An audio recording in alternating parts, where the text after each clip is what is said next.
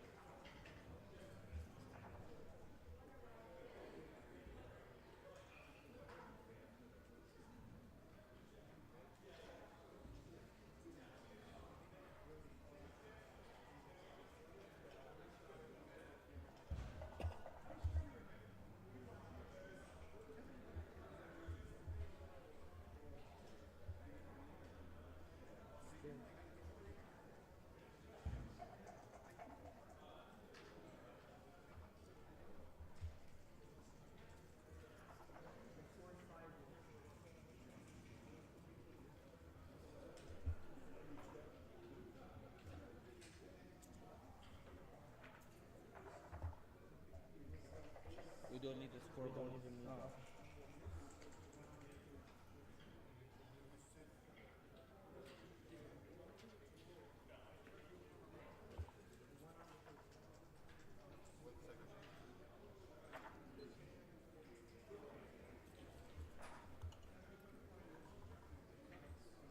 Yeah. So this should be okay. You want water? Oh yeah, thank you.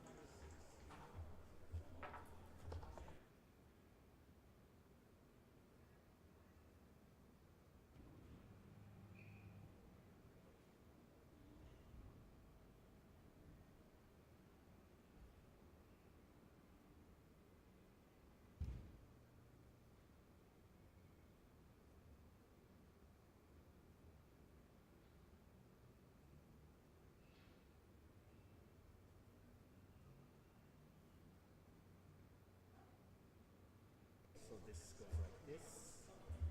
So here is a clock. Yeah. You press. West burger. Wet.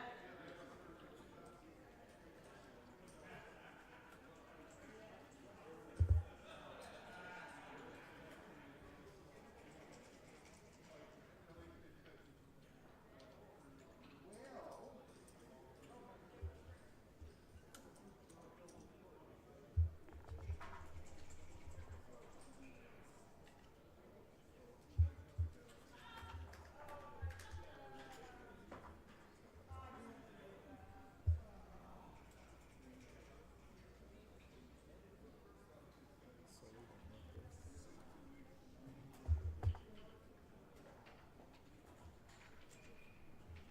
You want me to clean the buffer box? Or we play with it? It's up to you. I don't mind. Yeah, okay. I don't use bottle box. Okay. We can use this for streaming. Are you ready? I'm not sure if he's ready.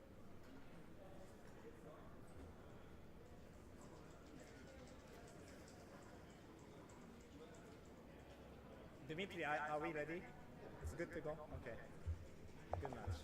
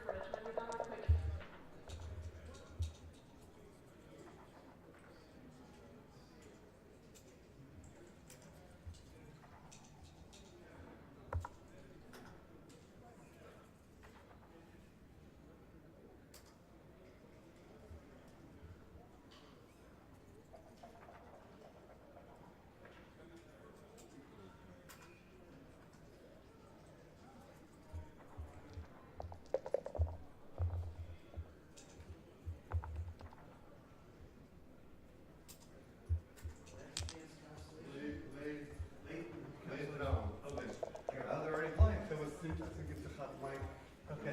All right.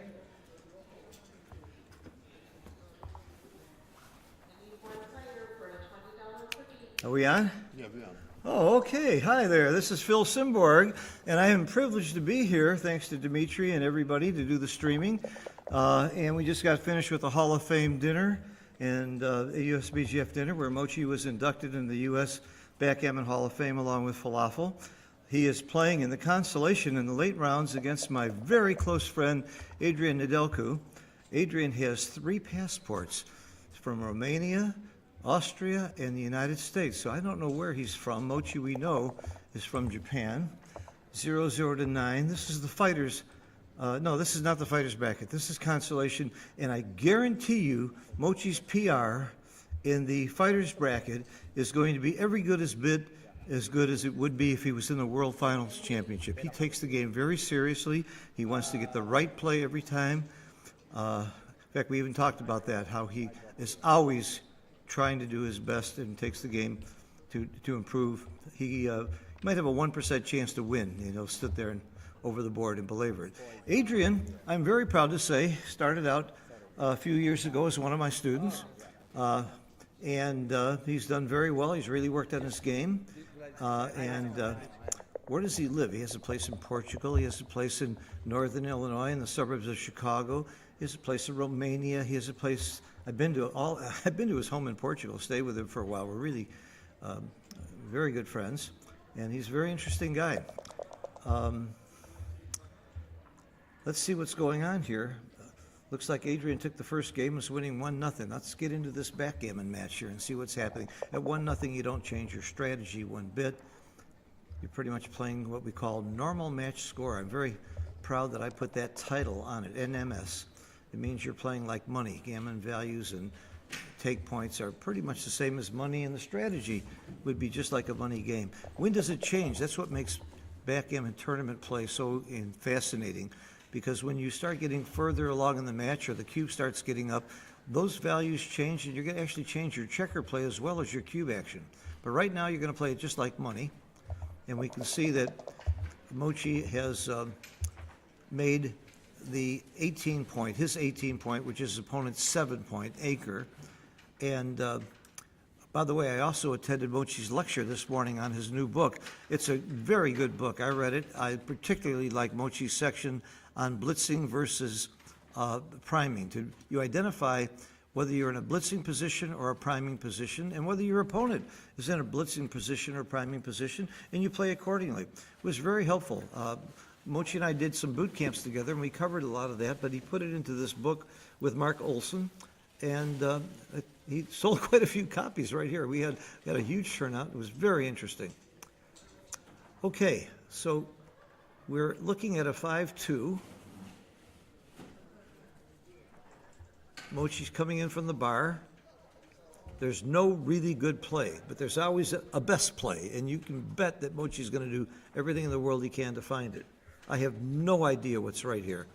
I know if I come in like Mochi just did on your opponent's 20-point, he's going to attack the hell out of you. I'd be afraid to do that. If you come in on the 2, where's your 5? Absolutely nothing productive you can do with this play. It's a horrible situation, and Mochi is going to find the best play regardless of where it is. He made a lovely, lovely speech when he accepted the Hall of Fame tonight, and even honored his very good friend Falafel. Talked about how this tournament was the first tournament in the United States he ever played in. I believe, yeah, he was 22 years ago. He was 22 years old. And here he is back again being inducted into the Hall of Fame here. It was very touching.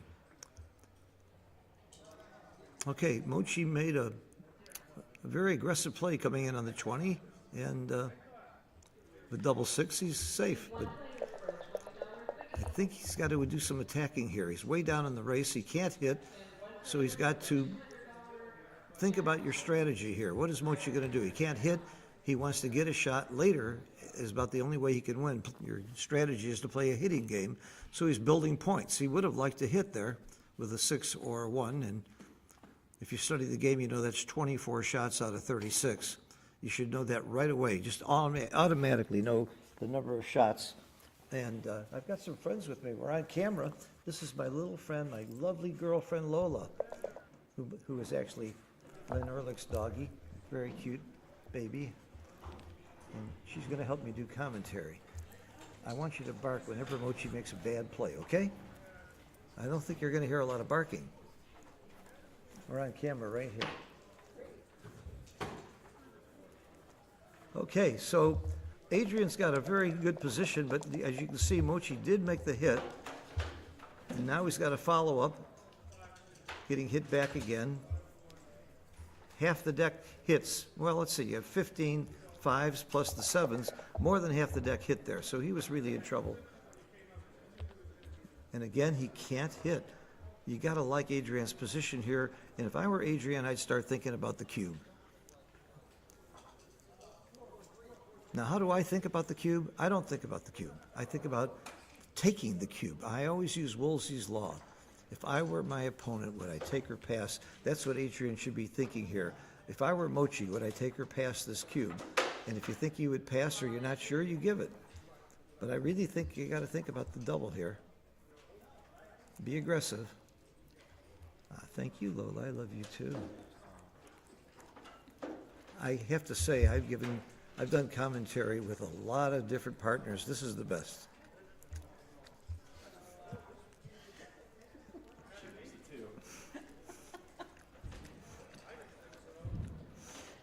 Thank you, Lola. You're a sweetheart. Lola likes my cologne. Okay. Now, what are you thinking if you're Mochi here? You're thinking, what play could I make and stop him from giving the cube? Or if he gives the cube, what play could I make where I would take the cube? So even though the cube isn't what's going on here, it's the anticipation of that cube that is going to steer this play completely.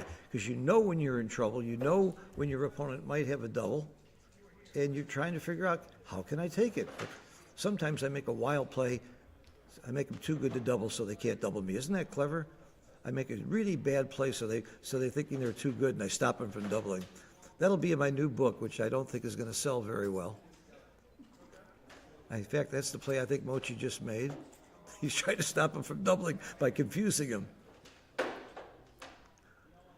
But I'll tell you, look at how hard he's trying. This is consolation. Comes all the way from Japan. He's played for huge numbers of dollars in money games and in tournaments all over the world. This is for peanuts, and he's giving it all he's got. He wants to win, and most of all, he wants to play well. I've never seen a tougher competitor in any game or sport in my life than Mochi. He's my hero when it comes to that. He's my hero for many reasons.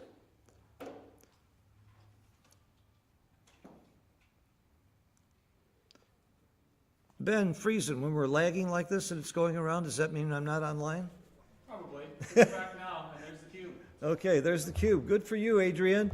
Adrian, I'm proud of Adrian. He first started this game, he was a low intermediate, and I worked with him for about 6 months, and he became a really good novice. All right, that was a great cube. I wasn't sure about the take, so that's why I would have given the cube for sure. Mochi took it, and I promise you, if Mochi took it, it's a take. He didn't take it for any other reason. Huh? It's a hard play. It's a hard play. It's a hard take, too. Well, yeah, but now look at this one, too. Now your opponent took. I'm hitting twice. Are you? I think the 5-point might be better. You know, you almost always should. Ben Friesen thinks the 5-point is better.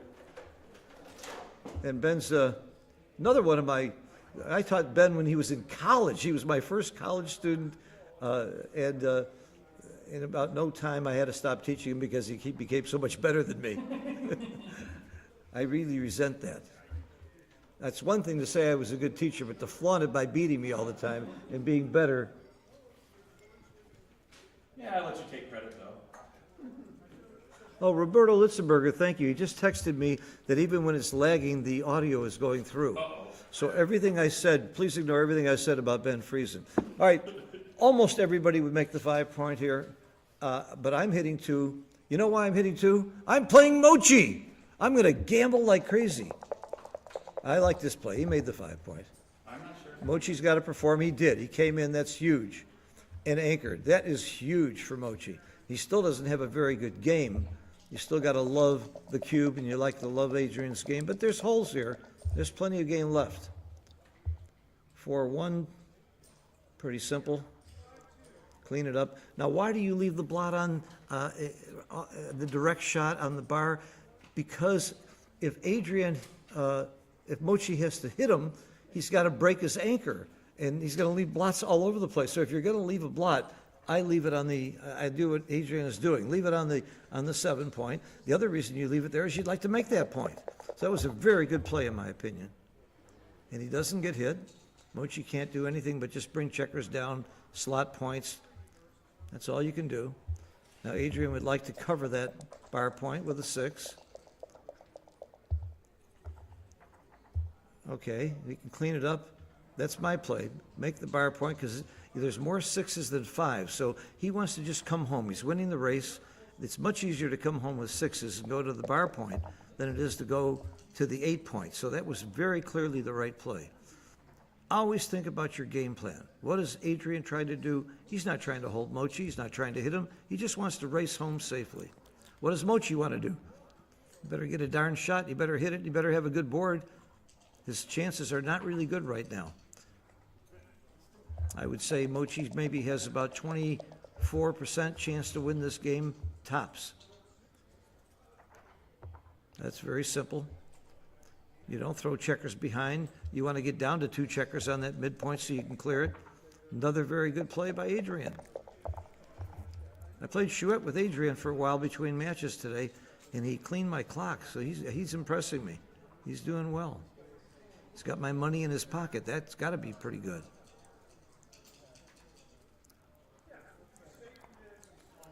Now, Mochi could easily come down off the midpoint. Then that allows Adrian to play in the outfield without any problems. I might even leave 1 checker on the midpoint, but he needs that midpoint, what we call outfield control. 1993, Kit Woolsey wrote an article about outfield control and how critical that is. Way before the bots, and he was right. And look, he's rewarded. Just picture what that 6-1 would look like if Mochi hadn't stayed on the midpoint. Adrian would just simply clear his midpoint. Now he's going to have problems coming home. So is Mochi lucky? Is he a mind reader? No, he played the odds and it works most of the time. Adrian's thinking about volunteering a 1.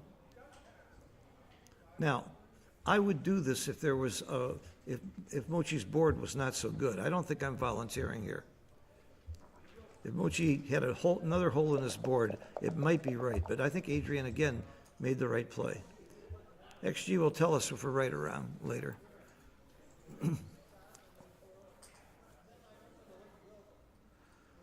All right, now I think you have to break the midpoint, but I would leave a blot there. There's 2 shots, 2 blots in Adrian's inner board, which is going to allow Mochi to leave that midpoint with 1 checker. That's what I would do in his flash. Still make it hard for him to clear. Yes, you're giving him some double 1s, 1, 2, 1, 3, 1, 4, 1, 5, hit and make a point, but I still think it's your best shot. So we're lagging over here. I don't know what's happening, but I hope you can see it.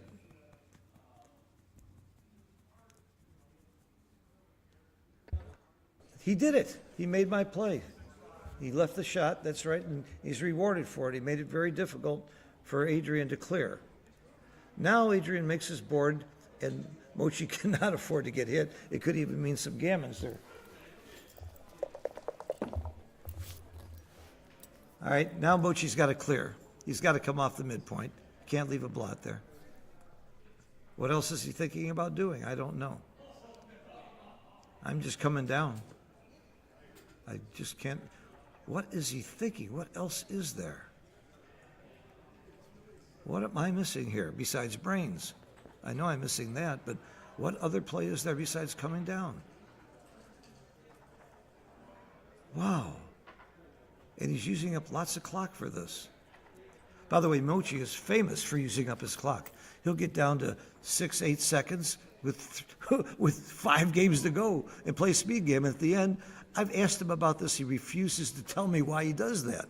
I think you should leave more time at the end when it's more important, but Mochi must have another strategy. My suspicion is he's trying to make the other player think that because he doesn't have that much time, the other player should make some goofy plays to extend the game. That's my guess. But look how much time he's taking on this play that looks like just the most obvious, simple play in the world. What am I missing? Somebody help me. How do you not just come down? If he gets hit, he could get gammoned more. All right, he's coming down. Thank you. Wow. Why did that take so long? I've got to ask Mochi about that later. I really do. I just don't understand it. All right, here you volunteer. You absolutely come in. You don't stack checkers and go behind. You leave him the 10 shot and just hope he doesn't roll a 10. The alternative is ugly. The alternative is you dump checkers, and then if you are successful later on in bringing your checkers in, you're more likely to leave a shot because you've dumped your checkers down to lower points. You open up faster. So give him the 10. And by the way, if you get hit with the 10, it's not over. It's pretty bad, but you're going to come in 30% of the time. It's 11 ways to roll a 3. You come in right away. So we're lagging here, so I don't know what happened. What are the odds of rolling a 10? 6, 4, 4, 6, and double 5. 3 out of 36, which is about 7.5% of the time. Okay, he didn't roll the 10. Now Adrian can bring it home. He does with a 7. Perfect roll. What are you looking at? He doesn't like the odd number of checkers on the point, but that doesn't matter. It's an even number of checkers. What's he looking at? I don't know.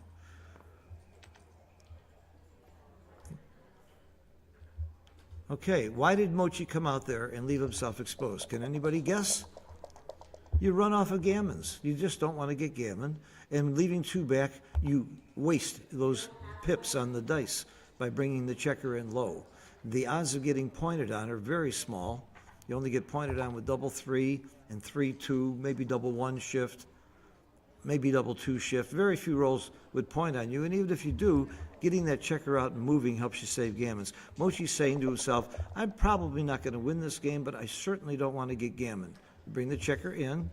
Don't waste any pips when you're trying to get off the gammon. Somebody in the audience, Lynn, you said 3s are bad? Not if they come in pairs. But that's interesting. You noticed that right away. 6-3 would have been pretty bad. 5-3 would have been pretty bad. But even 5-3 played. 6-3 was your only really horrible 3. A lot of the 3s pick and pass too. Double 3s certainly isn't too bad. Okay, if I'm Adrian, again, I'm thinking I'm not likely to win very many gammons this game. And I just want to know, how am I going to bring this game home? You can do this, and then you can shift to the 1 point by taking both checkers from the 4 to the 1 and leaving the higher hole. I think that's the play. That would be my play. Mine too. Oh, it must be wrong. Lynn liked the play too. I got to find another play. Let me think.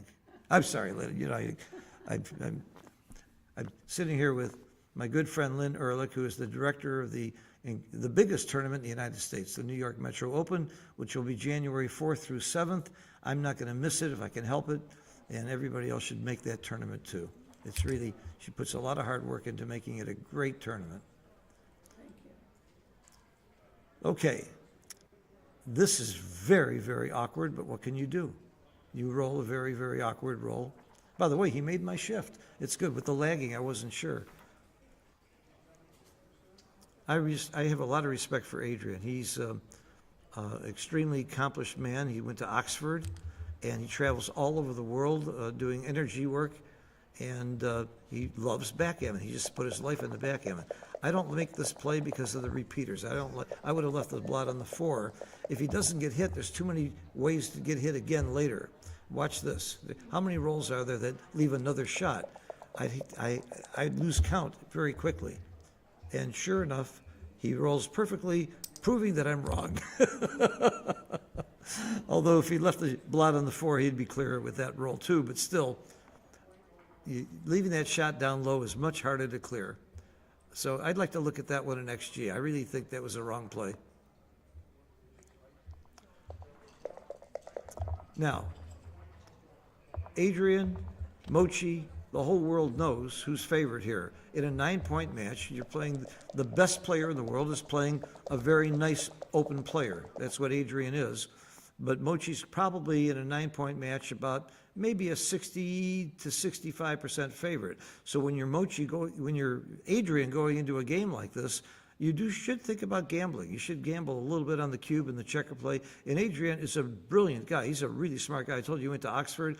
I've talked to him on many, many subjects. He knows what he's doing, and he knows he's been up against many top players before. So you might see some gambling by Adrian, but that can backfire. You gamble too much, and you can get hurt. Now, if you're looking at the screen and looking at the players, you'll see two players in the background. The one with the hat is David Stein. He's the one who lost to Carter in the undefeated finals. And by the way, Carter, if you haven't been watching, is the undefeated player and will be in the finals against the winner from the finals bracket, which could be David Stein. I think David plays the winner of this match.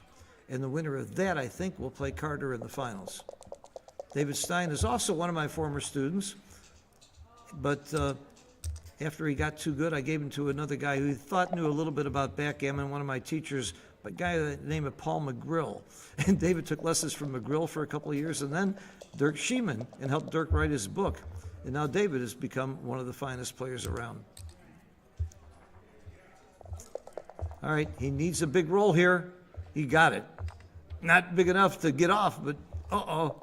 He needed a 5 or higher to get off. Doubles will win a gammon here. Oh, he missed it. Okay, that's big for Mochi. That extra 2 points is huge. Winning 3-0 as opposed to 5-0 is about another 25% percentiles chance of winning the match, which is huge to gain an extra 25% on that one roll. That's why backgammon is probably the most exciting and fun game in the world. I know when you see the final river card in poker, that's exciting when there's $1 million on the table, but how often does that happen? Every roll in backgammon can get very, very exciting. There's no game like this. I played every other game, I think, in the world that's any fun. Nothing comes close. And we just saw a good example of that. The tension of this game is just amazing. Okay, losing 3-0, I do change my game. My good friend and great player Joe Sylvester came up with the term gammon go, gammon save, and way before the computers agreed, Joe Sylvester said, when I'm losing, I'm playing gammon go, which means I'm trying to blitz, I'm trying to hit, I'm trying to win gammons. And if I'm winning, I'm going to play gammon save. So Mochi needs to be playing gammon go. And by the way, the bots disagreed with Joe back then, but we didn't have really good bots. Now they agree. They proved that Joe Sylvester was right. The man was a genius. I miss Joe if you're watching or listening. Hope all is well there in Missouri. If you're still in St. Louis, I think you are. Okay. Adrian is right to split there, but Mochi's got a good blitzing game, but now he's playing straight race. He's winning the race. The race is always critical. Always critical. And if you don't know how to cluster count, if you don't know how to do colorless counting, which is something that Bob Urquhart and I put together, email me and I'll steer you to websites and I'll send you the articles. It's real easy to remember my email, phil@simb.org. It's my name, phil@simb.org. I will send you the cluster counting article and links to a couple of websites. Another one of my good friends and students, Jeremy Shear, came up with a whole bunch of shortcuts on how to count pips fast. You need to know the pip count in virtually every situation, even if it's not a straight race, to know whether or not you should be hitting or blocking or what your goals are, what your timing is.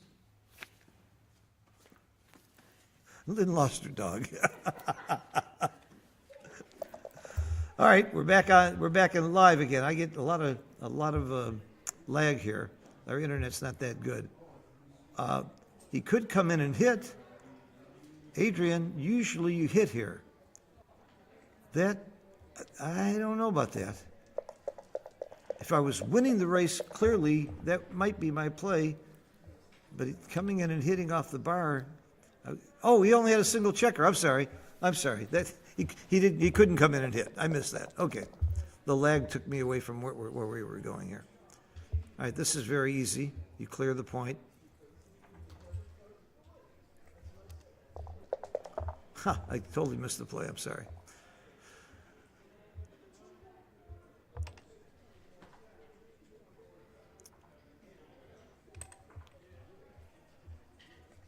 This is a very, very common, typical holding game, one of the most common games there is.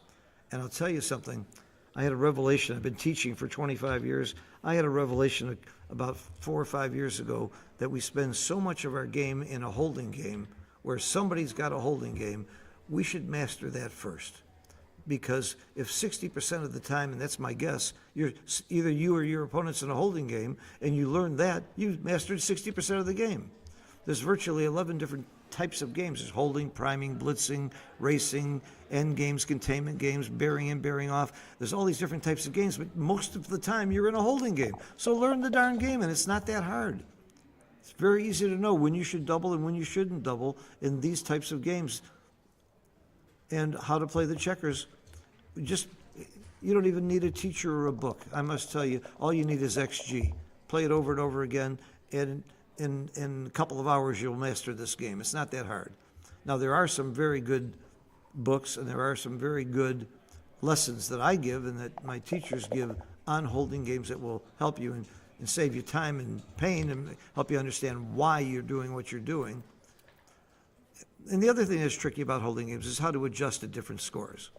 Adrian should be much slower to double here, winning 3-0, because the recube vig for Mochi would be great. Now, this is a super roll. This is a fantastic roll for Adrian. Of course he played it right.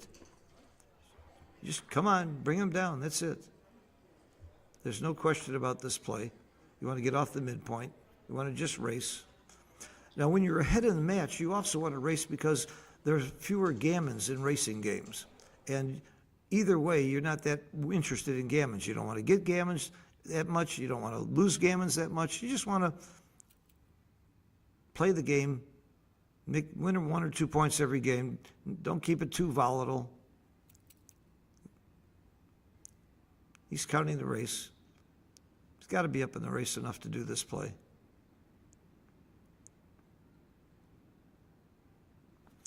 I'm sorry about the lag. I hope you can still see it. I can't. I can't see anything that's happening.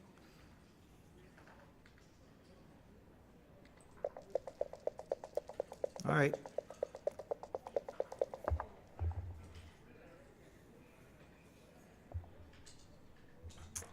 Very simple. He's not wasting a pip. Bring your checkers in efficiently. He's not worrying about making points here. Could have made the 3-point. Why don't you do that? Because what are your odds of getting a shot anytime soon? They're very small. So your goal is to get the checkers in efficiently and not waste pips. Your goal isn't making points at that point.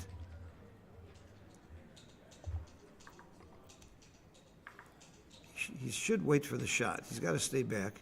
Now I do make the 3-point. I don't think there's not too many rolls that leave shots here. There'd be high doubles. Double 6 would leave a shot. Even double 5 doesn't. I think that's about it. I can't think of anything else. So the odds of getting a shot aren't that high. That's what Mochi's thinking right now too. They've got a crazy clock rule at this tournament. I don't know if any of the commentators have talked about it, but if either player runs out of time, they don't lose. What happens here is you run out of time, and then they give you 1 more minute. Now, I think that's a very lovely rule for the intermediate division or lower divisions where people aren't used to the clock. So if you time out, it's not the end of the world. It's a good way to get used to it, and you don't lose. You get an extra minute. For open players, I don't see any reason for that rule. As much as I love and respect Carol Cole and her tournament committee, I must tell you, I just don't like that rule. I'll live with it, but if you time out, you should time out. Otherwise, put 1 more minute on the clock. I don't see the logic of it for open players. Now, do open players time out? Hell yes. I saw Matt Cohn-Geyer time out in the finals of the dual against Akiko for big money for the trophy. He timed out. I've seen just about everybody time out. All right, Mochi's trying to figure out if you should just run and lose some pips in the race, or is he better off waiting for that shot and trying to get a shot, hit it, and win that way?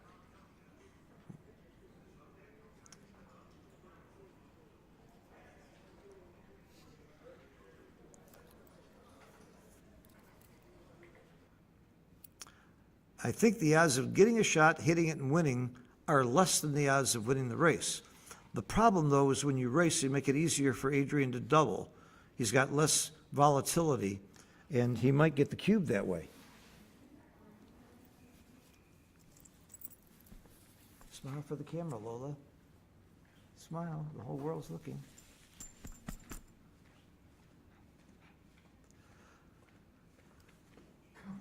Is there anybody in the world that cares more about playing right than Mochi? That's why he's the best. Adrian doubled very quickly. Mochi took. How can you take that quickly? Because he knew well in advance what he was going to do.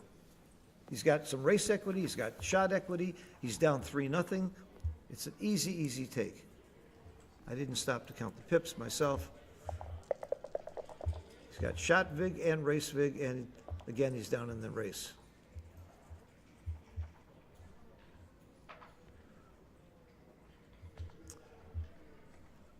All right, there's several shot leaving numbers now. They all start with a 6, though. 6-3, 6-1. No, 6-3 wouldn't. 4-3. These are not good numbers for Adrian. He's going to keep his 8-point as a landing place. It's got pluses and minuses of doing that. For one thing, he's hurting himself in the race by wasting, but he's giving himself a landing place to make it easier to clear his 10-point. I'm honestly not sure what was right there. If I was sure what was right, maybe I'd be playing instead of doing commentary.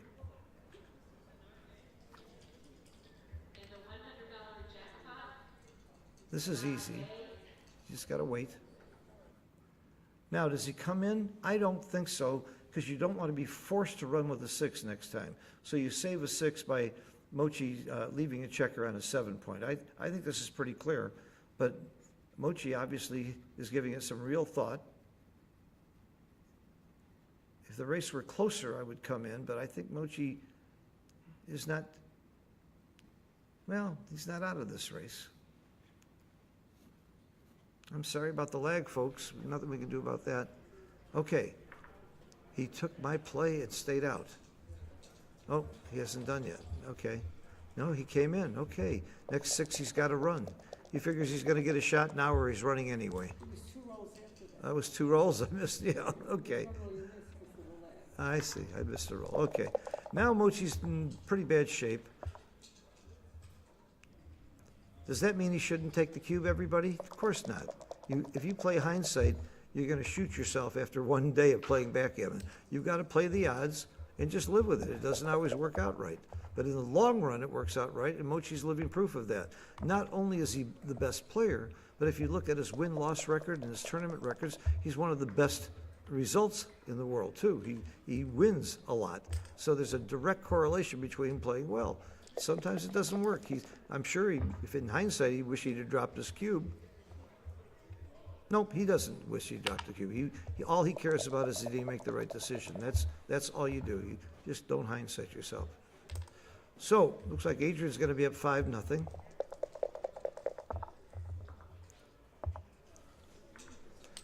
There's a couple of really good friends of mine by the name of David Stein and Carter Maddig who would love to see Adrian knock Mochi out of this tournament. I guarantee you, as much as we all like Mochi, because he's one of the most lovable, likable people in the world, and I mean that, not just in backgammon, he's just an incredible human being. If I had to root for somebody, and I was going to play him next, I'm rooting for my friend Adrian.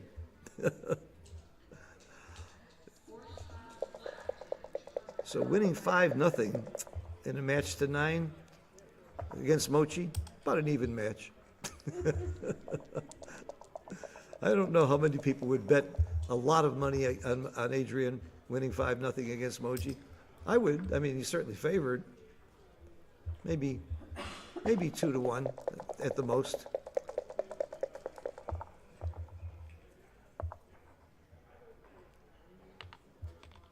I'm talking like this game is over. I guess it isn't, but look at that. Mochi's looking at every edge. He's thinking about there's only one way he's going to win is if he rolls doubles. So now you don't care that much about filling the hole in the 2-point. What you're counting is how many doubles will get me the most checkers off, because you're not going to win if you don't roll doubles.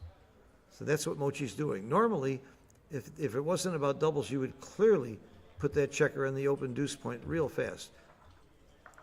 See, now he's going to get more checkers off if he rolls double threes than if he put the checker on the 2 point. This has to be right, isn't it? How can you not? Maybe he's figuring double threes, he loses anyway. That's the other thought. He needs double fours, fives, or sixes. Now the big thing on the next roll is if Adrian doesn't roll a 6. If Adrian doesn't roll a 6, Mochi's got to get another roll in there. He'll have 2 chances to roll doubles instead of 1. If he's got 2 chances, maybe you fill the hole. Maybe that's the reason. Ooh, big roll for Adrian. That's it. That's the game. That's what we call gin or bingo. You know how to make 500 Catholics unhappy? Yell bingo. You know how to make me unhappy? Yell gin. Steve Sachs did that to me the other day. Between matches, we relax and play a little gin rummy. He only gin once, I think, though. Steve Sachs proves he's not just a backgammon, one-dimensional guy. He plays a good game of gin, too. Travels all over the world taking pictures of all the ballparks. At dinner, we talked very, very little about backgammon. We talked about, we avoid politics, of course, because, of course, every backgammon player loves Donald Trump, so we won't talk about politics. But it's interesting. It's a very intellectual group, and we talked about a lot of scientific stuff, too. Well, they're taking a break, and I'm going to use this opportunity to tell you, I already plugged Lynn's tournament in New York, January 4th.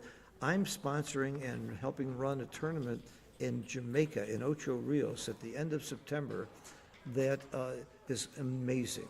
It's at the Riu Hotel, which is an all-inclusive hotel on the water in Ocho Rios, and we play at Joey Ice's estate next door, where he built a beautiful, beautiful restaurant called Bamboo Blue, where the food is unbelievable. The jerk chicken is hard to match. And then he built a huge indoor air-conditioned backgammon room, and we're going to have poker one night. We're going to have a ping pong and tennis tournament. We're going to play Bouzouki, my favorite game, as a side event.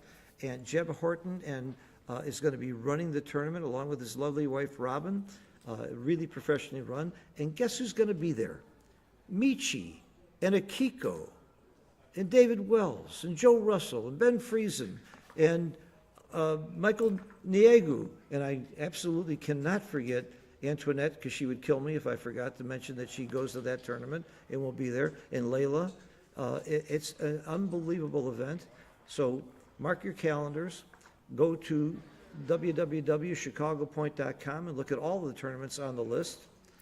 My next tournament, I think, is probably going to be Wisconsin. And then I'm going to Monte Carlo, where I'm not going to be playing. I'm going to be doing commentary. So don't get tired of my voice. I'm going to be doing all the commentary in Monte Carlo, and then Dubai. And it's just an exciting year in backgammon. All these tournaments are huge. I was in Istanbul about a month ago. We had 700 players in that tournament. It was just a terrific event. Backgammon is booming all over the world, and you want to be a part of this because it's fun. I'm going to shut up and rest my voice a little bit, get a glass of water, and then we'll resume. By the way, how smart is that to call timeout when you're losing 5-0? Stop playing, think, get it together. If you're losing, stop and relax a little bit. Change the scenery, do something. Don't just keep going. Very smart on Mochi's part. I got to get a glass of water. Oh, thank you, Dimitri.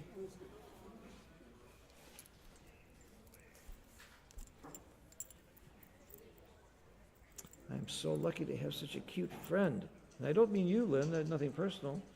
But I got a cute friend here. Hey, baby, do you love me? Do you like my commentary so far? Am I doing okay? You didn't bark once. She didn't bark once. Yeah. She's going to try to drink it if I put it here. I'm going to give her some. You know what?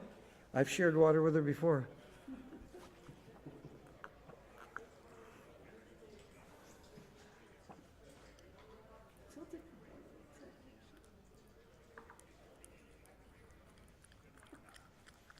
can't see.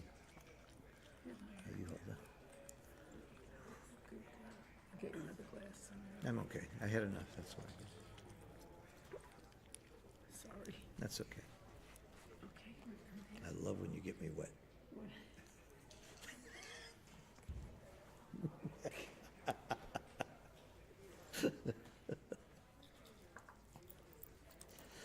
Hey,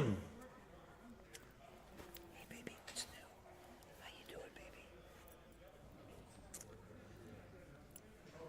Okay, if you want to know what the odds are of winning when one player is 4 away, that's what Adrian is. It's not that he has 5, he's 4 away from winning.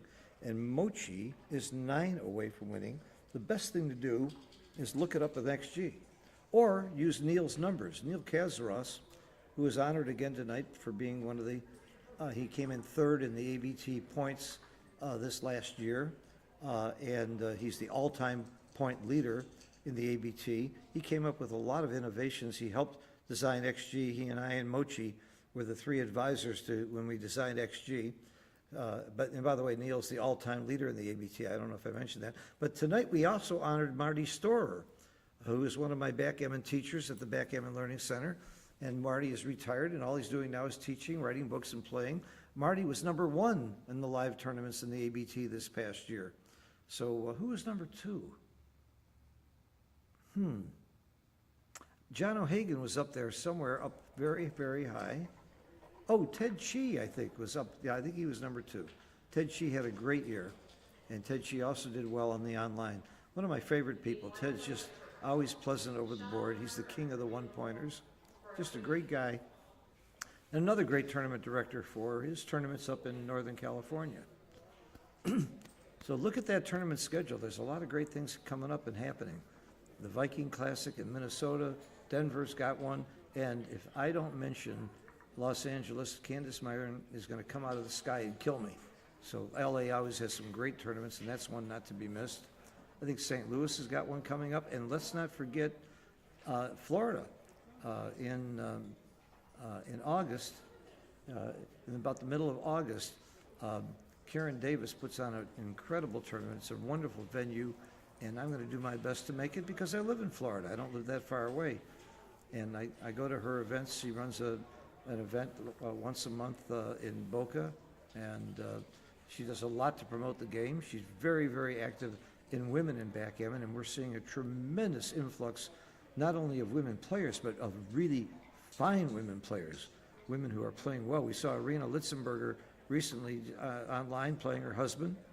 And of course, Karen Davis has made the Giants list this year. She's in the top 64 in the world, which is new for her to make that list. I made the list.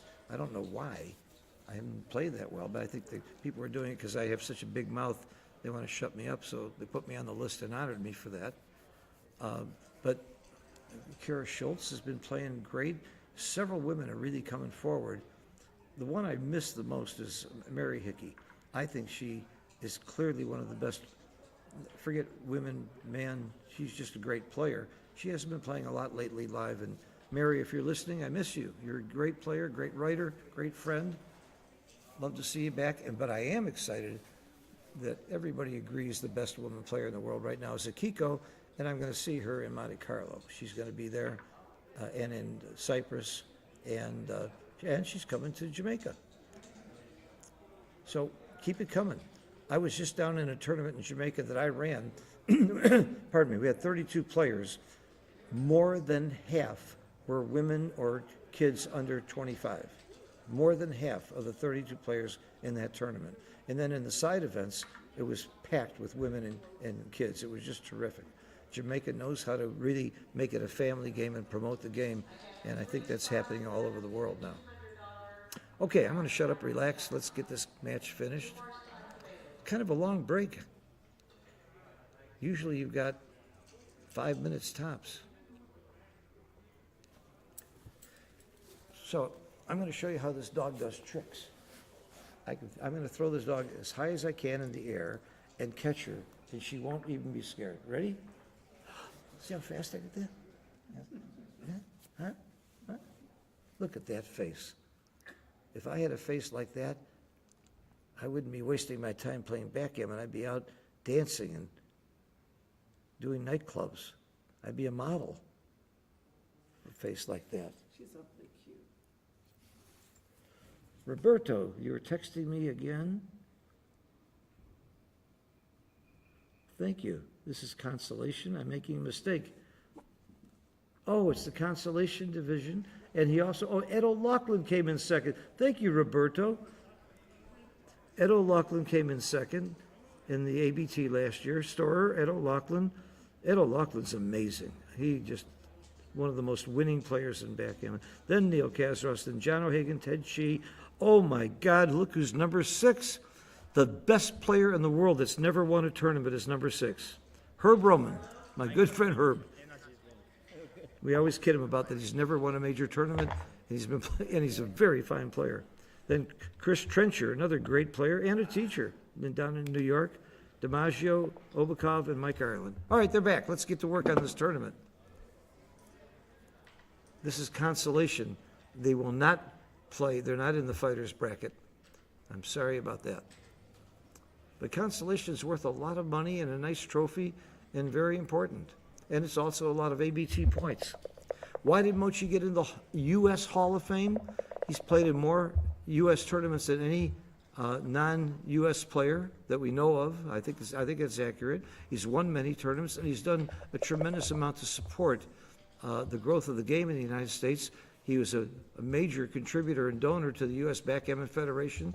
He's given his time and given lectures and all kinds of promotion in the United States to help the game.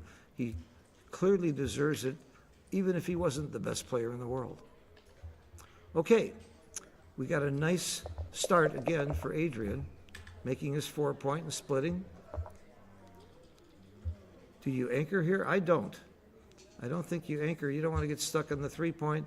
I want to be more aggressive when I'm losing, and it's obviously Mochi does not know how to play this game. He's not making my play. What's the matter with him? Yes. I make the 11-point. Now he's making my play. I wonder if he can hear me. We're about a block away. I would not make that 3-point there. If I was winning, I would. Mochi, come on. Why are you playing so dumb? One of us is not understanding this game right. Yeah, he didn't hit the clock. You're right. You can keep moving checkers in backgammon until you hit the clock. If you're playing with 2 sets of dice, then it's until you pick up your dice. But until then, you can move it around. Mochi, I don't like this play. You're leaving a double shot in the outfield, a double indirect. You're getting stuck on that 3-point. Be aggressive. Come on, make that play. Pick up. Come on, hit the clock. Come on, Mochi. Make me look smart. I'll tell you what I'll bet. I'll bet whichever play he makes is the right one. And I'll bet the difference between these two plays is not great, but Mochi doesn't care. He wants to do it right. And he does not make my play. All right. Well, if he loses and it's wrong, I'm going to rub it in. Now I got something to really hold over him. I have a couple of hats up in my room that say, I beat Mochi. If Adrian wins this match, I'm going to give it to Adrian. He's going to wear it. Proudly. Double fours is a fantastic roll. And the first two, I guess are forced. You don't want to be stuck back there. He's counting the race. I promise you, he's counting the race. Hey, thanks for your text. Yeah, I was upstairs watching. I appreciate it, Roberto. Thank you. Hey, who won between you and Arena when you played? What's that? Who won when you and your wife played? 9-0. I didn't have a chance. Oh, you taught her well. You can take credit. Roberto and Arena has to be one of the 2 best couple players in the world, and they met each other in Constellation earlier. I can't think of too many other couples that are better. There's some good ones. My pick for number 1 would be Akiko and her husband Hiro. Akiko tells me her husband is better than she is, and I've met Hiro. The day that she was in the United States a few years ago winning the Las Vegas Open, he was winning the Osaka Open in the same day. So they're probably the best couple player in the world. Michael and Layla are pretty darn good. They tied for the Jamaica Championship. They're a pretty darn good couple. Let's not forget Rick Barabina and Mika. And my good friends Paul and Mary Franks. Am I missing somebody? Can you think of a really top couple, Lynn? Couple player, backgammon player?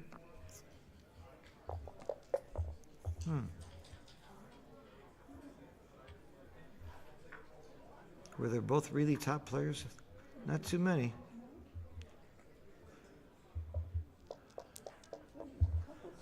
Well, let's not forget Katie Scalamandri, who won and Katie and Gino, but Gino has passed away. But Katie won the world championship, and Gino is considered better and one of the best money players in the world.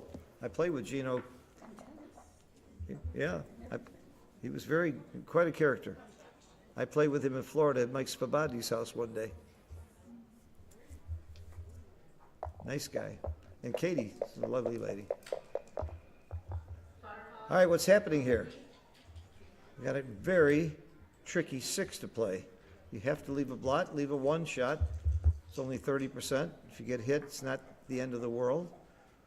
Any other 6 would have left, well, he only had one other 6 that leaves a double shot, so he had to do this. Mochi just wants to win the race. It was big not to get hit, but double 4s puts Adrian right back in this race. It's one of his best missing rolls.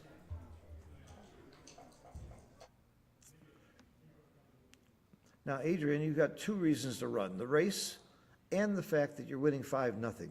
You don't want contact. You don't want games that could turn into gammons and hitting. You want to just run.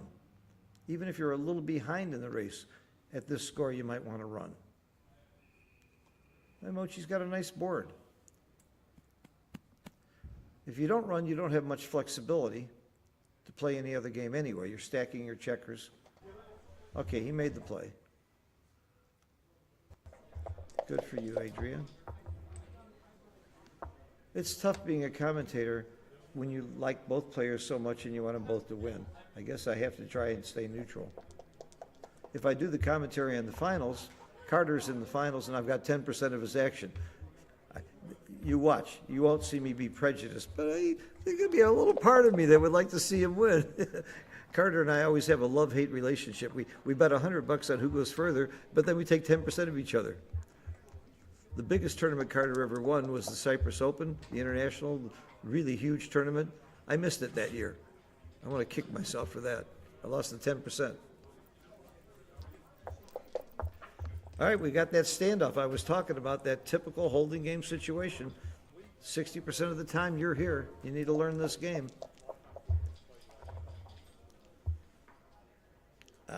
This is tough.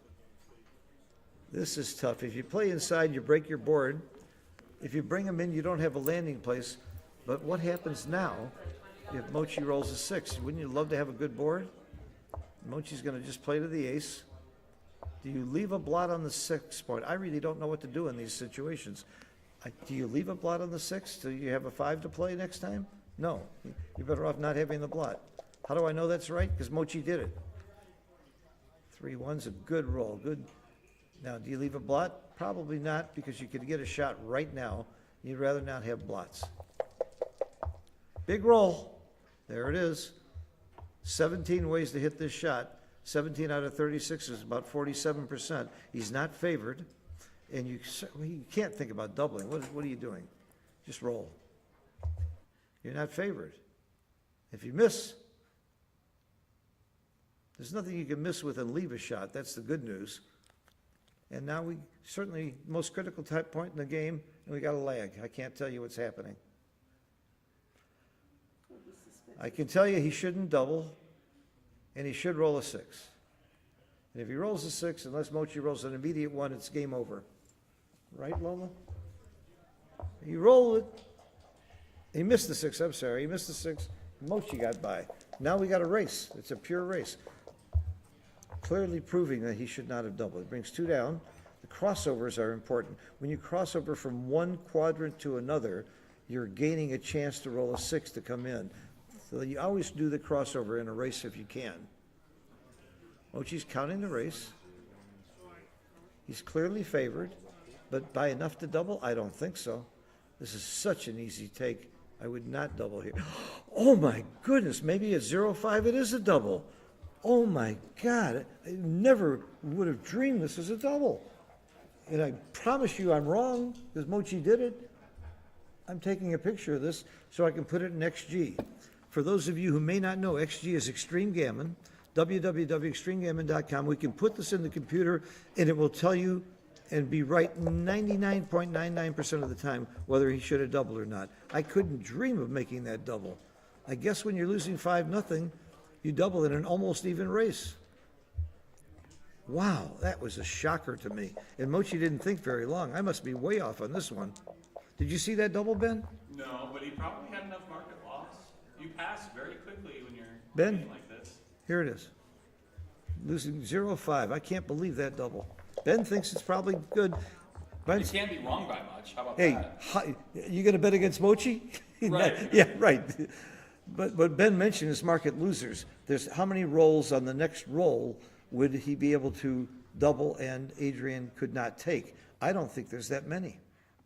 I think he'd have to roll very high doubles and Adrian would have to roll very low. I didn't get an exact pip count, but it happened too fast for me. But I'm shocked. And I'm not shocked because Mochi made a mistake. I'm shocked that I'm that wrong. But I'm used to that. I've been there, done that many times. What's the pip count there? Ben, you're good at pip counting. He was up by 5 pips? 6 pips. 6 pips. That's Which about. actually was 10%. I mean, it might have just been a clear double anyway. Oh God. I mean, he has more wastage though too.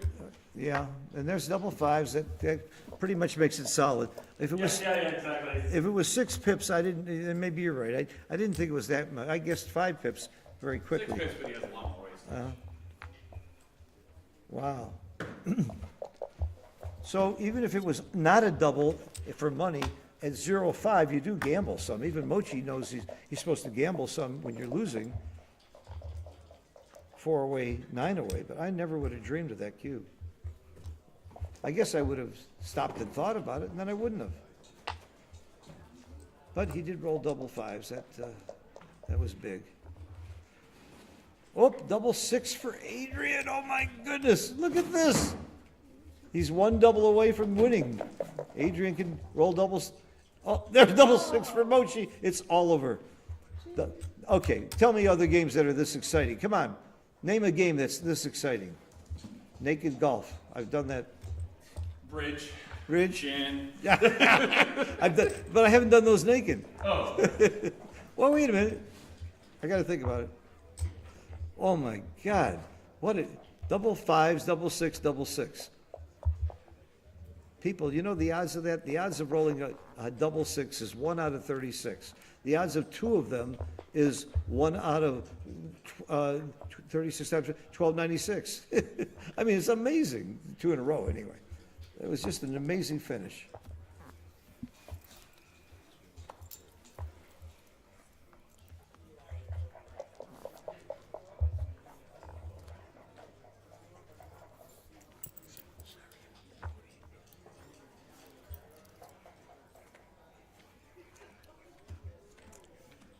All right. Now we got much more of a match. With 7 away, 4 away is not out of reach at all for Mochi. They're looking for the dice. Okay. The Michigan rules Carol has run tournaments for so long. She has her own feelings about what the rules should be, and we all respect it because she's the queen of backgammon. They play, if the dice are on the checkers, it doesn't count. Most other tournaments in the United States play, it does count. She plays non-legal moves, but not totally the old non-legal move rule. It's called responsible moves. You can't put your own checker on the bar. You can't make an impossible move like we could in the old days. You can't give a cube that's dead. But other things you can do. If you roll a 5-4 and you move it 5-3, it stands if your opponent wants it to. So it's a little bit of a different rule set. And of course, I already mentioned this rule about if you time out getting that extra minute. So there's a few different things. And I recommend to anybody who goes to a tournament, the first thing you should do is make sure you know and understand what the rules are so that you could follow them without having a problem, and so you can make sure your opponent's following them too. Because any one of those rules could cause a real complication if you don't know what it is. Okay, what's going on here? It's Mochi's roll. 4-1 makes the 5 point. Almost always you're making the 5 point. Adrian's wants to make a prime. They both have priming games. If you went to the lecture, Mochi's lecture this morning, you can clearly identify both of these are really good priming games. But Adrian has more, and Adrian should split here. Perfect move. He was at the seminar too. And it's in his book. It's a great book that he and Mark Olson just wrote. The first chapters on prime versus blitz, and it would have told you you must split there, which Adrian wisely did. He doesn't want to get stuck in a priming game. If it was a blitzing game, he wouldn't split there because you don't want to get hit. Why did Mochi come up with the 1? Well, for one thing, he didn't have very many other 1s to play, but it also freezes the checkers. There's 2 checkers on the 8 point. Makes it hard for Adrian to use one of those checkers to make, like if he rolled a 4-2 or a 5-3, he'd be leaving a direct shot. And he comes up again. Now you can skip out with a 6. Mochi realizes if he can get that last checker out, he's winning the race and that he can win the game that way. I'm pointing on him. You can take, if you're leaving a lot of shots, let's count them, but you make the 3 point here. What's his alternative? Now here's the neat thing about backgammon. There's no great play or bad play. There's only better or worse than your alternatives. So you could point on him and give him some shots there. This play is interesting, but Mochi is certainly going to attack that lone checker with any 6 or 5. It's just too vulnerable. Now, if you do point on him, you're leaving those 2 outside shots. You get hit with 1-6, 2-5, 2-6, 4-3, and 4-4. I think it's about 8-10 shots. It's a lot of shots. I'm not sure. I don't make this play. There's other plays he didn't look at that I think I would make before this play. See, Mochi's even thinking about the cube here. Mochi, let's say Mochi hits him loose, which he's almost surely going to do, or make his bar point. Makes the bar point, it's game over. Yeah, I double here too. That's the other problem with this play. I don't think Mochi can double if Adrian plays quietly or points on him.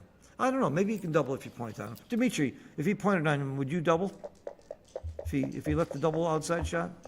See, Dimitri agrees with me. You wouldn't double. He not only gave Mochi a lot of plays here, but he allowed him to turn the cube because of that play. I think you're going to find out that play was very wrong. And I don't have XG here, but I got something almost as good. I got Dimitri. It was 4-5, it was wrong to them. Was what? Wrong to them is 4-5. He should have pointed here, right? Yeah, or 2 down. Yeah. No, just point on him. Or just point on him. Yeah. The play he made, he just opened himself up too much, made it too volatile. And one thing, again, when you're winning, you want to be less volatile. You want to play games that are less likely to lead to gammons and just get into races. You said if he runs, he would be attacked with some numbers. I was going to make a joke. If he runs, he will be attacked with a cube. If you can't hear Dimitri, what he said is, I said that he would be attacked if he left the 1 checker back, and Dimitri said, yeah, he'd be attacked with the cube, not with the checkers, and he was. Okay, we're back live. 6-5 is not fun. I think you just got to play safely behind him, and he does. If Adrian's board was worse, you might have come down with 2 and slotted your bar. Adrian should make points. So Adrian's got 1 game plan now. He's got an anchor, which was really very helpful for him. The odds of getting gammon now are very, very small. I would lead the shot. I would bring both down. It's not easy to get hit. Double 4s. And if you get hit with double 4s, that's pretty much a disaster because it covers 2. But it just that 1 out of 36. 2.778%. You know, if you leave them double 4s. Okay, very simple. Mochi just wants to bring in his checkers smoothly without leaving shots. Take it off the back checker. You want to clear from the rear, so that's why you want the odd checker on the 8 point, not on the 9 point. That's fine, Adrian, make the point. You don't have to worry about wastage now, because you're going to get off this gammon. Unless something really bad happens. It's not likely. Gammons are about 4% from the 3 point, with your checkers close to in on the other side. So, and Mochi knows this too. All he wants to do is bring in checkers in, come home, win 2 points, and now we got a close match. And it's all because Mochi took a break. I don't know if he went to pray, or saw a guru, or walked under a ladder. Whatever he did, changed his luck. Okay. What are Mochi's bad numbers, everybody? You know them. 6-5, 6-1, double 6, several bad numbers. Double 5s wouldn't have been pretty. But he left himself, and he couldn't help it, with a few bad numbers. Now, can he eliminate, can he reduce the number of bad numbers? I'm not sure. I don't think so. That's interesting. You usually don't want to go to the ace point, but he's giving himself more high numbers to play with, because all he cares about is not leaving a shot. He's going to win the race most of the time if he doesn't get hit. 6-1, 6-5, 5-4. Does not leave a shot, but it's not pretty. That's all you can do. And now you run with one checker and hope you don't get picked and passed or pointed on. No, you don't run with one checker. I would stay, because you can't run. I don't know if it's right to clear the 5 point there. It's almost always right to clear the 6. What do you think, Dimitri? Clear the 6. Clear the 6. Dimitri agrees. Why? Because you're more likely to have to clear the 6 next time and have 2 points open, because now you have to play 5s out there. You want to clear, and you don't want the hole. Usually from the top. I don't know where Adrian got this play. He did it. I don't know why. Maybe he thinks he wants to save a 5 for some reason. So he saved a 5. You wouldn't do it anyway. You'd still run, so what was the point of saving a 5?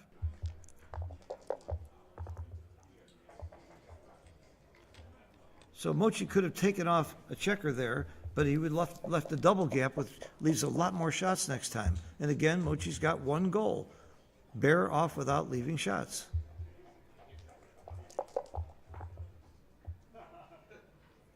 Do you pick and pass, or do you take 2 off? Wow.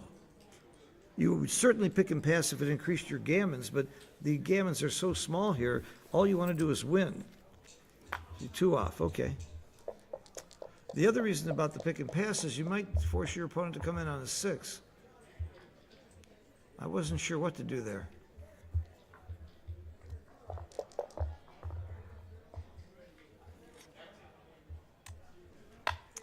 2 off instead of clearing from the 5, because your opponent has to run with 6s or crack his board with 5s and 4s and 3. So take him off. Matt Kohngeyer taught me years ago, the number one biggest mistake people play in the bear off is not taking checkers off when they can. When in doubt, take them out. That's number 4 on my list of bearing off rules. Number 1 is roll well, and all the rest are secondary. I think this is reasonable. The odds of getting a shot, hitting it, and winning are, but the odds of getting gammon if you stay aren't. No, I would have stayed. I would have stayed. You're not going to get gammon if you stay, and you might get that shot and hit it. I don't think you gain anything by running. I would have stayed there. I don't like Adrian's run. The only reason to run is you're getting off the gammon. You're off the gammon anyway, probably. Ah, and he would have gotten a shot. Please hit it and make me right. And he would have hit it. Not necessarily. Mochi may have played it differently. He may have hit with the 2. He should have stayed. If you're not going to get gammon, why not go for the shot? because he has to break his board. That's the other side. Yeah, maybe. I would have stayed. What about it, Dimitri? You should stay there. Dimitri would have stayed too. Okay. You break the board, you still have a 4-point board. Yeah, he still has a 4-point board. If you hit a shot, Yeah. So one way you got some chance and one way you got no chance. Which one sounds better to you? All right, we got a match now. See, Mochi was losing 5-0. Does he just quit and give up? He just gives it everything he's got every minute, no matter what the score.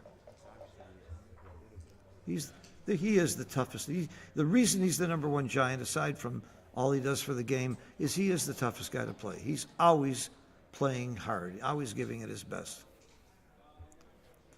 They're playing with the viewer for some reason. They're wondering if it's streaming.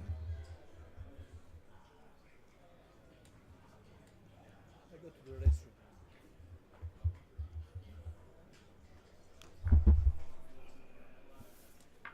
Okay, it is 4 away, 5 away. Pretty close to a normal match score, except for one thing. If the cube gets turned and Adrian wins a gammon, he wins the match. So being 4 away has that pretty big advantage. If the cube is turned and Mochi wins a gammon, that's still pretty good because he would get to Crawford, which gives you an artificial advantage. Crawford means when you're 1 point away from winning, your opponent can't double for one game. So you have a pretty big advantage, but it's not as big as winning the game. So what really is different here are the gammon values. The take points really haven't changed that much. They both are going to take and drop at about the same level. Believe it or not, if it was a pure race, Adrian can take actually a little bit worse position than Mochi. And it took me a long time to understand that. I'm not going to give you that lesson now. But the leader here actually would pass a little bit faster than, would take a little bit more in a worse position to take points a little bit lower. And it has to do with the odd-even effect of the cost of winning 2 versus the cost of losing 1 and so on. There's a lot more to this game in match play than heads-up money game. I must tell you, for 25 years I played backgammon and didn't know there was such a thing as match play. All I played were money games, individual games. And the first time I went to a tournament, I thought it was pretty damn good. They cleaned my clock. I had no idea what was going on. They were doing things with the cube and the checkers that drove me nuts. So what did I do? I decided to buy a book, and I got confused. So I decided to take lessons from the best.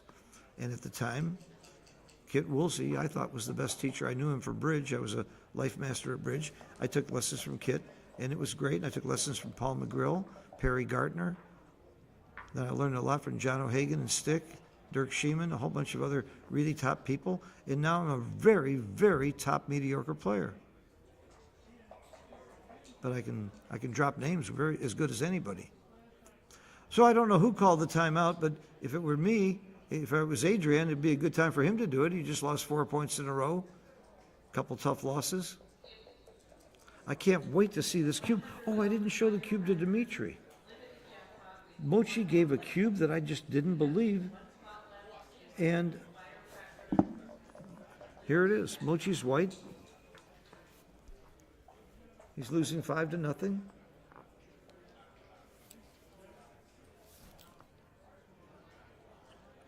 It must be a cube because Mochi gave it, but what am I missing? Is it the score?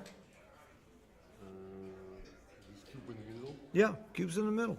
Dimitri's looking at that cube that I didn't like. But maybe I'm wrong because of the wastage and the pip count. Maybe it is a cube. And it must be if Mochi gave it. Adrian gobbled it up. I'm sure it was a take. And then they both rolled a series of double 6s and 5s, and Mochi won.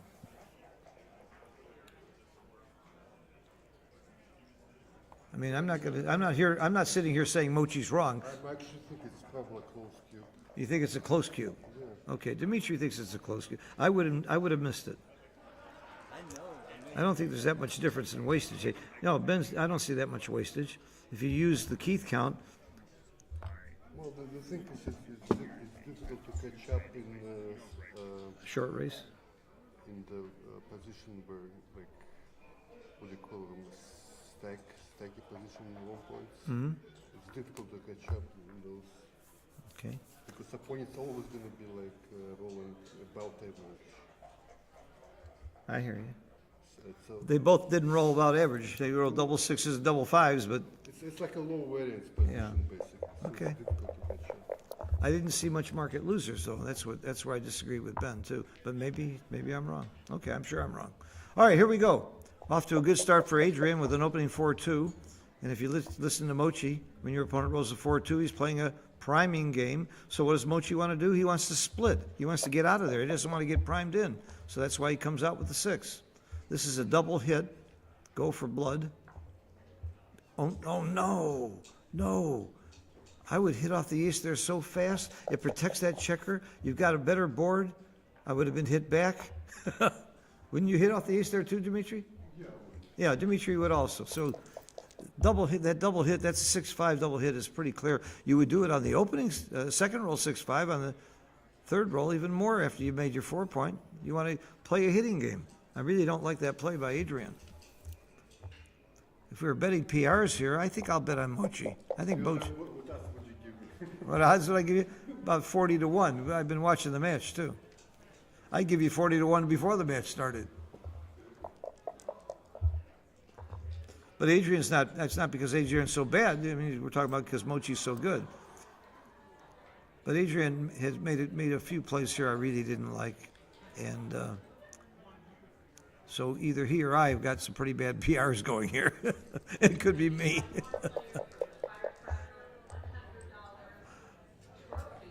All right. Mochi, what are you looking at? You got to hit. Don't you want to always hit in the inner board? Hit with the 2? And the question is, where's the 3? Of course, you could hit outside and bring one down and have a much better blitzing position, but I think you got to hit your opponent on his inner board. Almost always you cost him a lot more pips that way and stop him from making an inner board point. So his 2 should probably be 24-22. Then where's the 3? Do you play it huge and bring it down? Okay, he did. He listened to me. He made the right play and cleaned up the 3. That 5-1 is an ugly play, but it was all you got. You just got to find the best play. Uh-oh. Double 6. It's a great roll for Adrian. Just play safely, play a race. You can cube very soon from this position up this much in the race.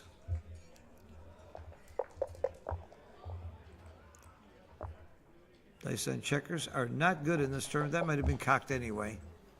6-3. He could just run to safety, but I think he's down in the race. But what's his alternative? He's not down that much. Not much of an alternative. Look how quickly Adrian gave that cube.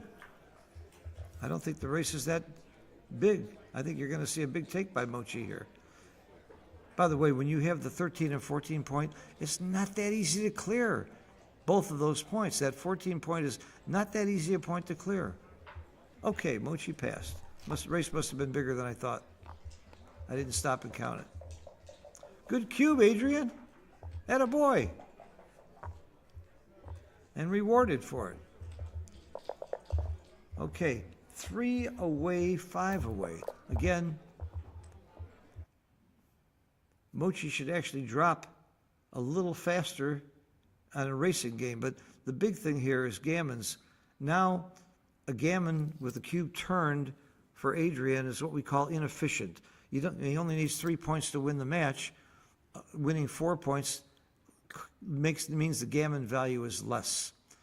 Takes it down to about 0.5, whereas Mochi's gammon value is probably about 0.8 because he gets to Crawford with a gammon. So those things you think about right before the game starts every time. Great roll. Come in, make your 5 point, and bring one down. Bring one down. You don't safety that checker. You need that builder. You just bring one down. Come on, only a 4-6 hits that. Attaboy. Good play, Adrian.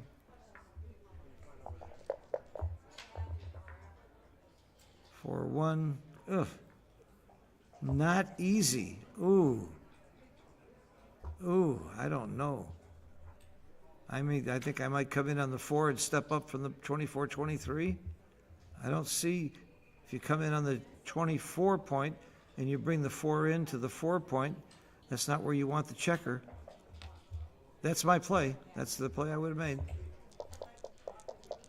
Paul McGrill used to say, I listen to the checkers. They tell me where they want to be.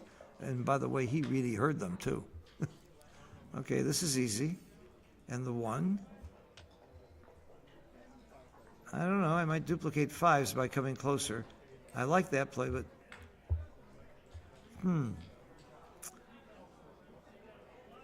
I like making my 8 point here. I don't like the structure of the hit here. There's too many returns. I like what he did, but I might play 10-9 to duplicate 5s. 5s hits inside and outside. Duplication is a big part of this game. He's giving him 6s outside and 5s and 3s inside to hit.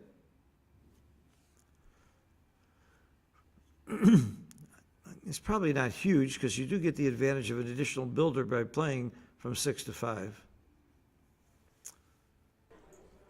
But I know I don't like the hit. Oh, double 1s. The old shifty LeFew.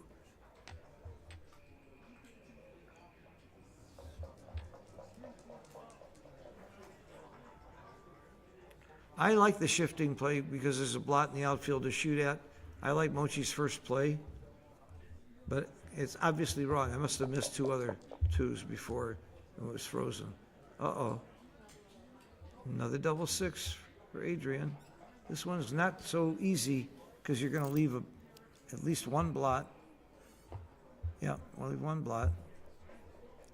I think this is clear. I don't see many alternatives. Mochi wants a 4. Got it.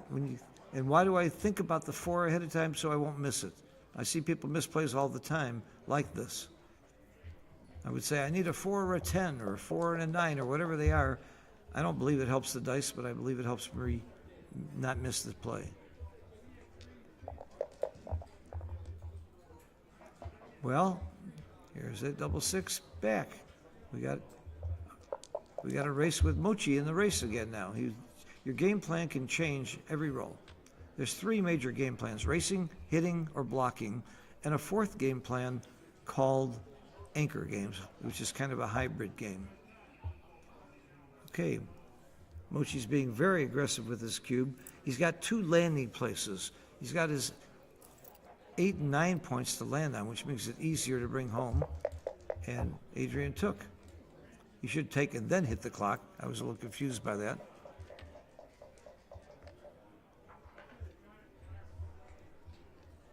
Those 2 landing places made it really easier for Mochi to give that cube, even if the race wasn't gin.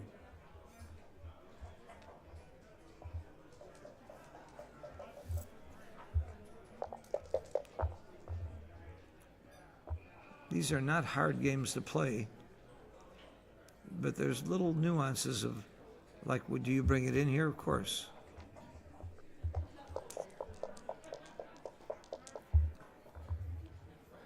Oh, big roll. Count the race. Can he be in the race and run? Yeah. Holding the cube gives you about an 18% advantage in the race. So you should be more inclined to race when you're holding the cube. Even if you're down a little bit in the pip count, the cube gives you additional wins because you can use the cube to save some losses and double your opponent out, and he can't. So in a longer race, John O'Hagan actually did a lot of trials and taught me this. You gain about 18% or 1/6. So that cube is a big incentive for Adrian to race, even if he's down a little bit.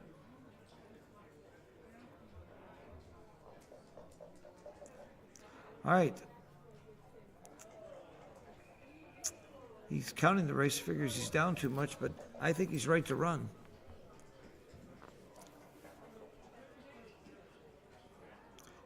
what are his odds of getting a shot, hitting it, and having a good board if he doesn't run? Well, if he doesn't run, he's going to make his 4-point, slot the 2-point,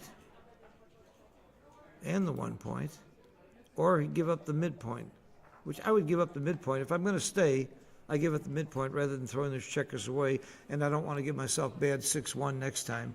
If you're going to do this, I would give up. I like this. If you're going to stay, give up the midpoint. I'm not sure I stay, though. I think I run. All right, we'll see. The odds of getting a shot, hitting it.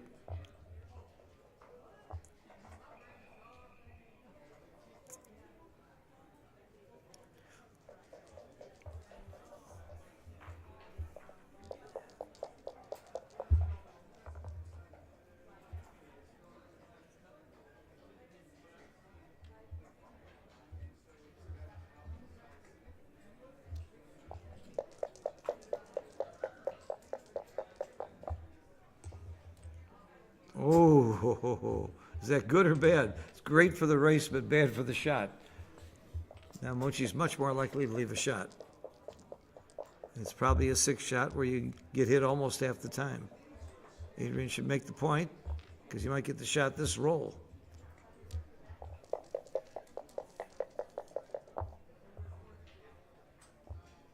Makes the ace point.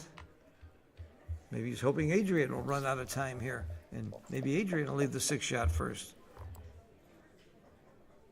Quite a possibility. All Mochi needs to do is stall 1 time here. That's the play, Adrian. That's a good play. Keep your checker on the 6-point for be able to play 5s and 4s from there without cracking.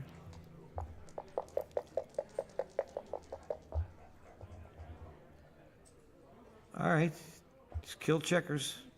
I would keep the 6-point. Play to the ace, play to the deuce. Now it's Adrian who might lead the shot. If he doesn't leave a shot, he's going to crack it up some. Yep. Now I like clearing the 5-point because he makes the ace by doing it. That makes sense.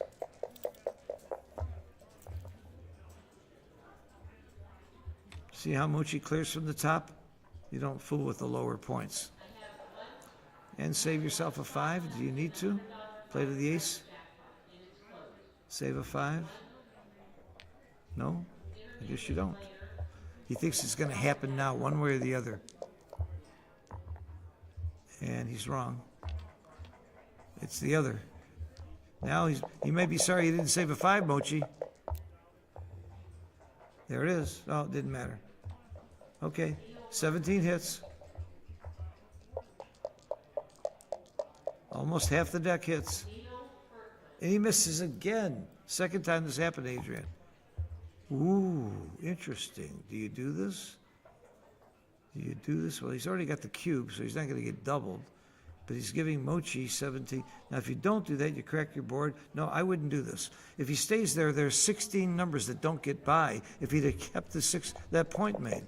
There were 16 numbers out of 36 where Mochi doesn't get by. This had to be a wrong play. Ooh, he doesn't get by anyway. Okay. Needs a 2. I didn't like that play, Adrian. Needs a 2 or double 1. 12 numbers. Nope. Get out of there. No reason to stay now. Just go. Nothing helps. That's right. Well, Mochi had a little bit of luck there. But luck evens out in the long run. I don't think it's luck. It's just the odds that sometimes he's going to get the breaks and sometimes he won't. The beginning of this match, he certainly didn't get the breaks. He's getting them now. And we're going to have a tied match. We're going to be 3 away, 3 away. And I must tell you, I'm going to share with you what Dirk Sheeman taught me while I was doing commentary with him in Istanbul about 3 away, 3 away, something I didn't know. And I told it to Mochi the other day when we were out to dinner, and Mochi said, I never heard that either. It makes sense. I'm going to give you a trick on the cube at 3 away, 3 away.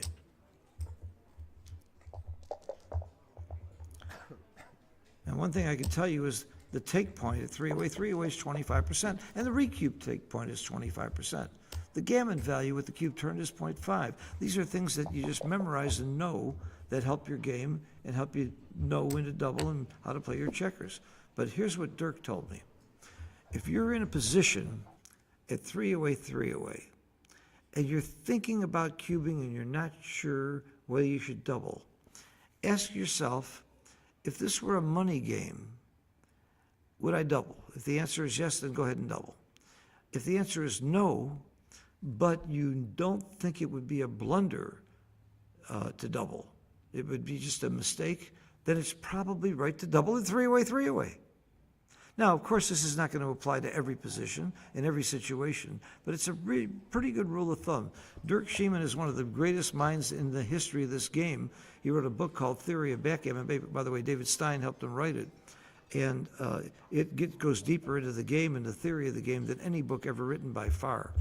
I don't recommend it for intermediates and lower level players, but every open player will get tremendous insights from this book.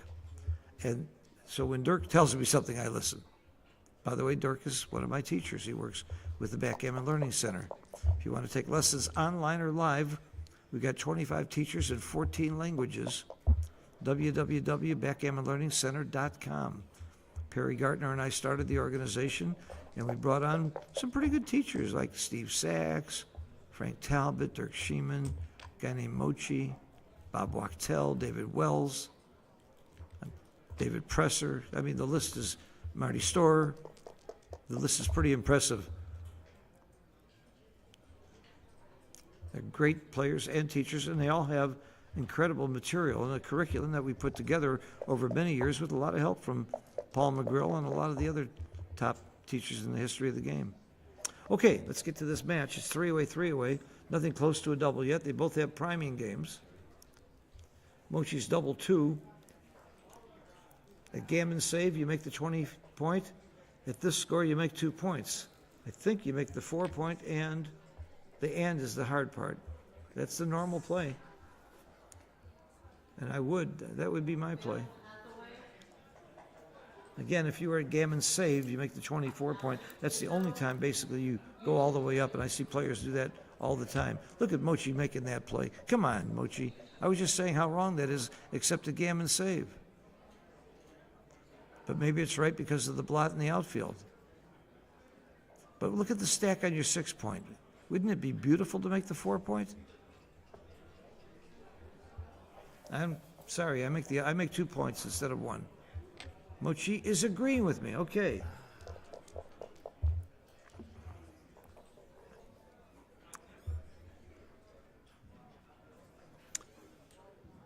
Not much help here. That's interesting. That's an interesting play.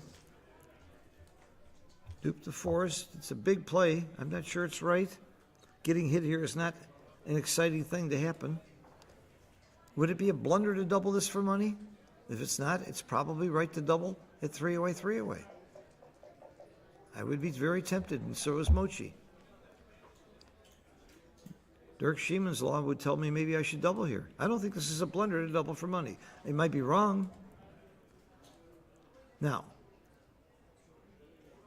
is Mochi thinking, I know I'm the better player, I don't want to have high cubes and volatile things, I want to keep it simpler? I don't know.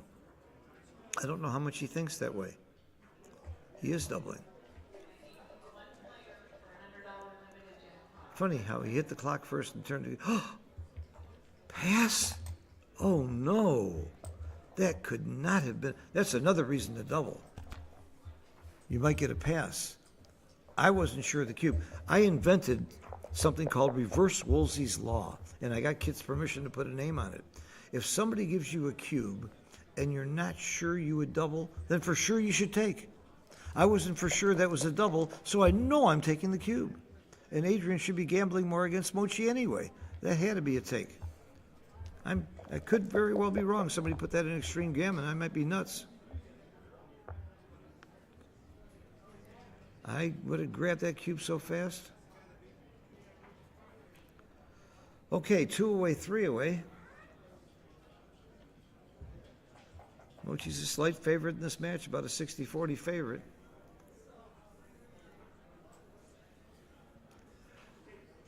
I watched a lecture by the great Mark Olson, who said that, we all talk about two-way, four-way and how that's a gammon go score. He calls two-way, three-way gammon go light. It's almost like two-way, four-way. I never thought of it that way until I really listened to Mark and he showed me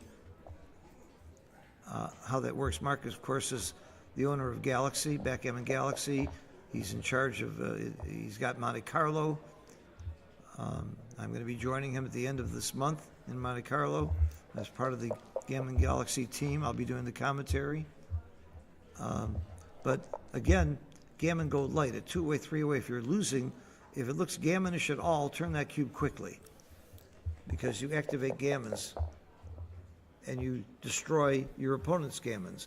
Mochi gets no value from a gammon if the cube is on two, and Adrian would. Adrian, a gammon would win in the match. So it's a big incentive to turn the cube quicker from Adrian at this score than most scores. Not as quick as two-way, four-way, but almost as fast.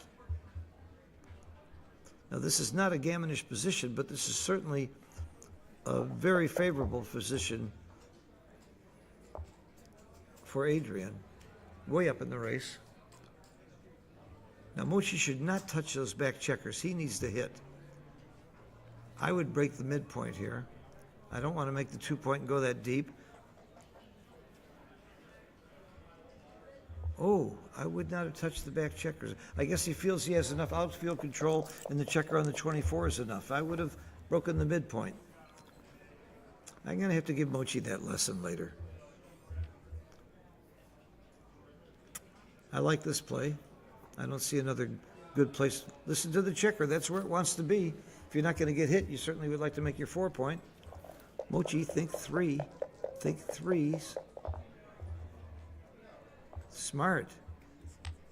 And where's the 4? It's not pretty. Huh. It's very not pretty. Coming down leaves too many shots. I think you just got to go to the 6-point. Got to play what we call a pedestrian play. I don't know. That's my play. I hate it, but I make it. Okay, he did. They're both pretty short on time on the clock. Look at that. 1:51. But if you time out here, you get a whole extra minute. That's a lot. I don't worry about that time with that extra crazy rule here. And I think it's crazy, I must tell you. I love Carol Cole. I love everything she does. There's lots of rules I don't like. You just have to live with them. But that's one I really think is nuts for open players. Get an extra minute on the clock if you time out. Takes all the clock pressure off. That's part of the excitement of the game.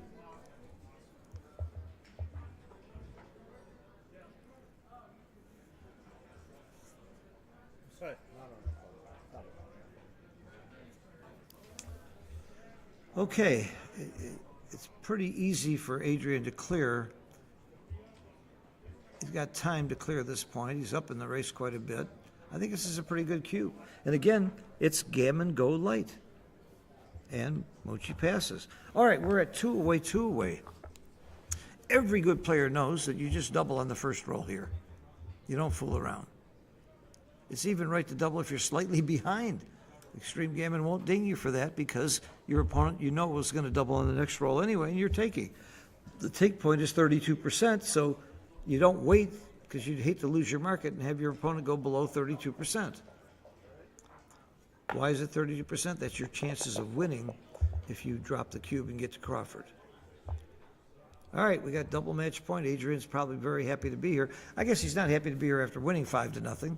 I guess Mochi's happier to be here. Now, I would be doubling this if I were Adrian.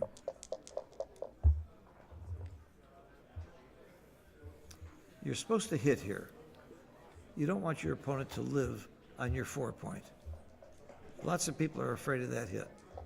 This is too weak a play, in my opinion. Then you unstack, you take away half your opponent's roll. Now Mochi makes the bar. If he'd have been hit, he wouldn't have been able to do anything very good. He can make the bar or the anchor. Either one is a very good play for Mochi. I might have made the bar there. I might have gotten that wrong.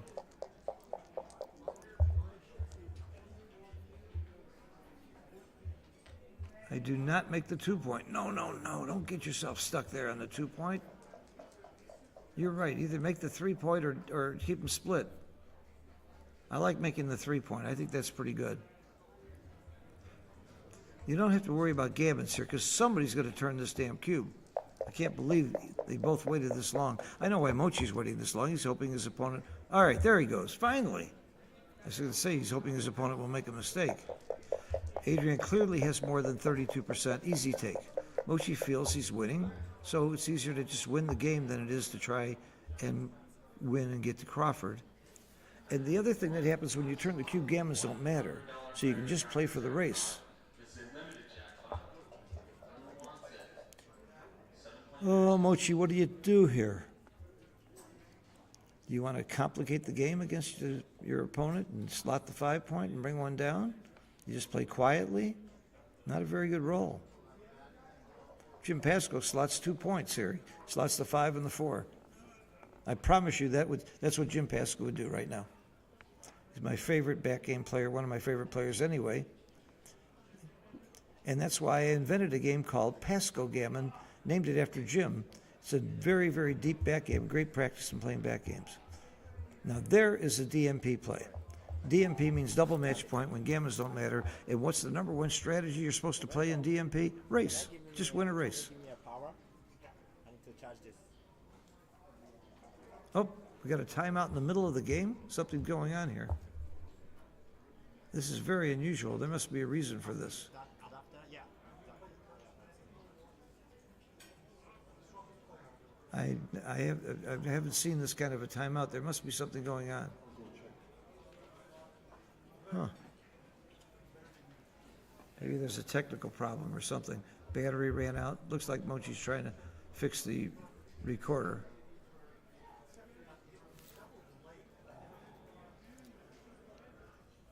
Robert, how do I turn on this one?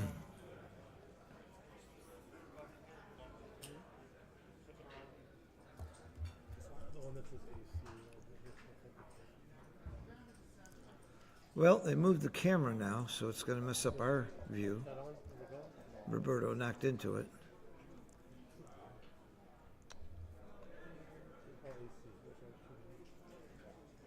Now it's on?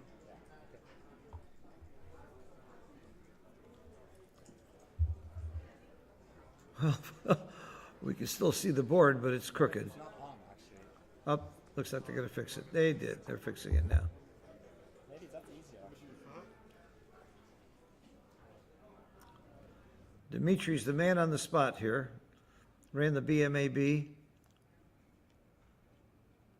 Mochi did not win the BMAB. Who tied it? Kit Woolsey and Neil? I think Kit Woolsey and Neil tied. They had a BMAV event on Wednesday. I drove here from Florida. It took 3 days because I stopped in Savannah and did some sightseeing. So I drove all the way to Detroit from Florida.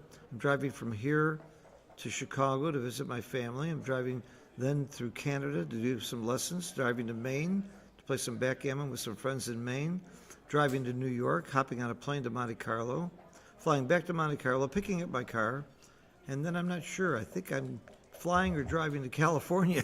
I'm not sure which. But I'm not going to be in Florida all summer. I'm going to just play backgammon and travel the world. I'm having a ball. And then, of course, I'll go to Dubai and Wisconsin, and I'm going to try and make Denver and Minnesota and California. Okay, back in business. This is anybody's game. This is not a pretty roll, again, for Mochi. I'm unstacking. I'm going to slot. I'm going to slot the 5 point, bring one down, make the point. That's me. Make the 11. That's me. That's my play. I want to unstack. I want to try and develop some kind of a game. I'm tired of playing just a stacked racing game like that. Let's get a little action here. You got an anchor. I always thought you could play more boldly with an anchor, but Michi's latest book says you should play safer with the anchor. I'm going to have to look at that more. It's kind of confusing me. I would start getting worried about the clock, except for that damn new rule about 1 more minute after you run out of time. I just don't see that. So Mochi can run out of time? So what? It's a whole minute? That's a century for a guy like Mochi to have a minute on the clock. There was some complication earlier that happened. I think Ed O'Loughlin or somebody ran out of time and gave a cube that had to be passed because he thought he was out of time, and then they forgot about the minute rule. It's just crazy. It's nuts. All right, that's my play. Do it. Attaboy. Attaboy, Mochi.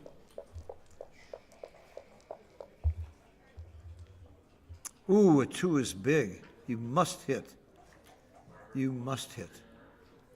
Yes, it's tempting to make the 9 point, but you must hit. Okay. And I like to continue because I don't see a more productive 4. Any of the 4 leaves more blots or does something bad. So that's got to be the play. Automatic, in my opinion. And all right, there you go. Mochi's got plenty of return shots. That's why he made that slot. And also he hoped he wouldn't get hit. And certainly, see, he hit him back every time here.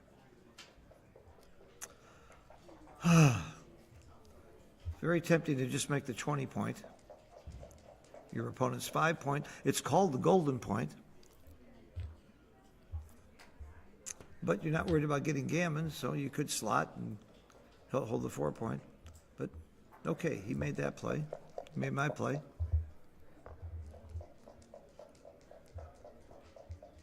There's a shot at the end of the rainbow. Do me a favor. I want to make sure I have extra 1 minute.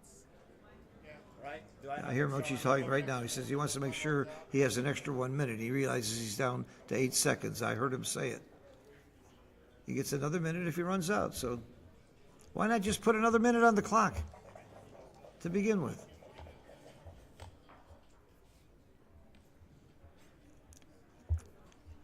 He left a double shot instead of a single shot, but he blocked the 6s, which I'm not sure I would have done. I think I may have left a single shot and left the 6, and I would have been hit. Go no. I don't think you need the 11 point here, but the question is, do you come out to the 18? Okay, Mochi just ran out of time. Okay, I need an extra 1 minute. Now they have to reset the clock and put a stupid minute on the clock. Did you do it? I'm sorry. Carol, I love you. You're the queen of backgammon. You're everything in the world to the backgammon players and to me. My heart goes out to you, and I hate your damn rule.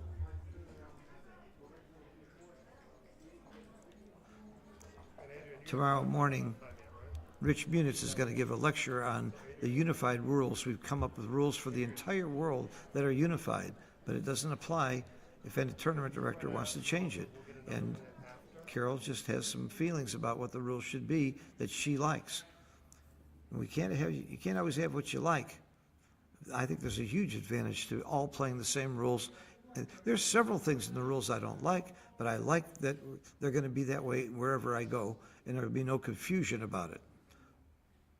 I think that's what should be. It's just me on my soapbox. I wrote the original rules of the USBGF. I was a rules commissioner. I came up with I think, a very fine set of international rules earlier with the help of Jeb Horton and Chuck Bauer. And a lot of those rules have been adopted by the international community because the rules used to be very ambiguous in many areas. And that I hate. Ambiguity causes arguments and disagreements. Same thing for chouettes. That's why I have written chouette rules. So there's no question of what they are.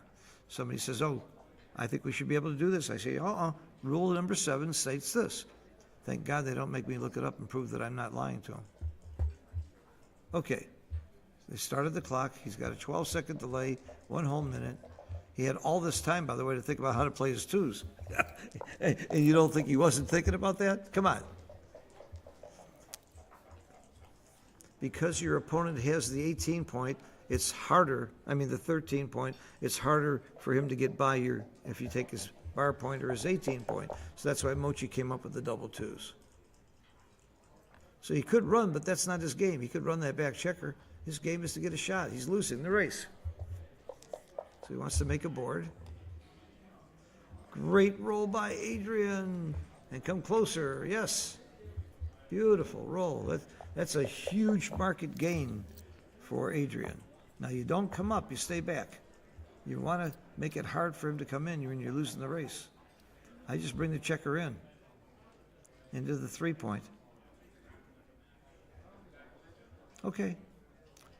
Remember the clock now, he only has 1 minute. Look at it ticking off. Look how fast that thing is moving. Is that bothering Mochi? Not one bit. He knows exactly how much time he's got left. He still took time to make the play. He's got 40 seconds. This time, if he times out, he loses the match. That's a fabulous roll. Fabulous roll. That part's clear. And the other two down are clear also. Sure. You want to bring them down. You don't want the inside point isn't going to help you now. I want to get those checkers off the midpoint.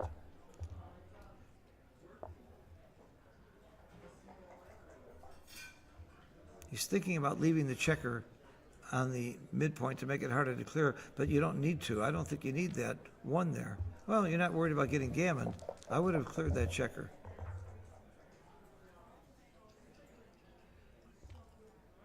Adrian's not falling for the bait. The hook has been baited and Adrian didn't take it. A hit leaves some shots and gives Mochi more timing with a checker back. Very clever, Adrian. I think you're right not to hit. I like that. Now you got to move, Mochi. You don't want to dump checkers. There you go. Keep your checkers up high where they want to be. Got to clear the back point.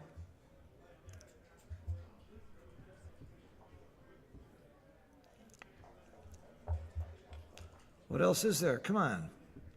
There's no other play.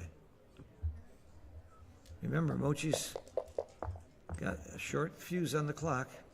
Slotting in. There you go. Hit the clock. Come on. Don't let it run out. Come on. All right, you got it. 32 seconds left. Adrian, good roll. Makes a point. No blots. Loved it. He loves it. Uh-oh. That's not good for timing. He's not really wanting to race. Makes a hell of a good board, though, doesn't it?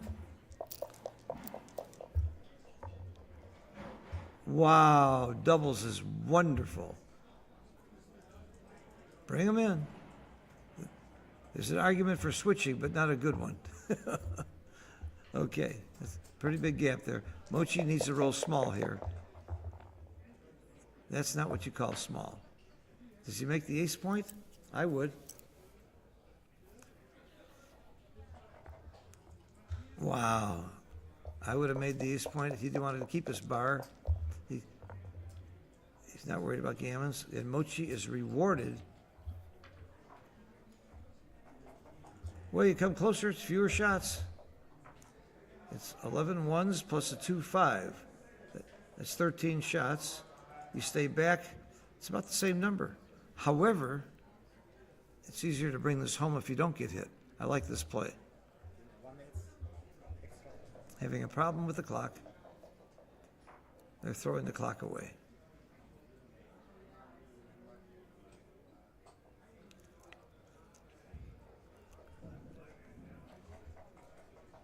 The clock is one of the greatest things that happened to backgammon. When I was playing this originally, tournaments didn't have clocks and matches could take 6 hours.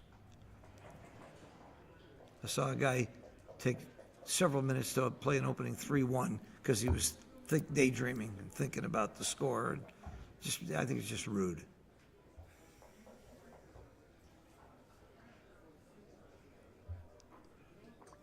Well, you have to move the 6, so move it.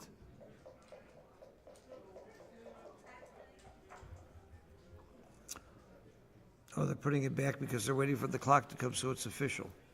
Little technical problem here, it happens. Adrian looks good, he lost a lot of weight. He went on some kind of a special thing to lose weight. Mochi always is thin.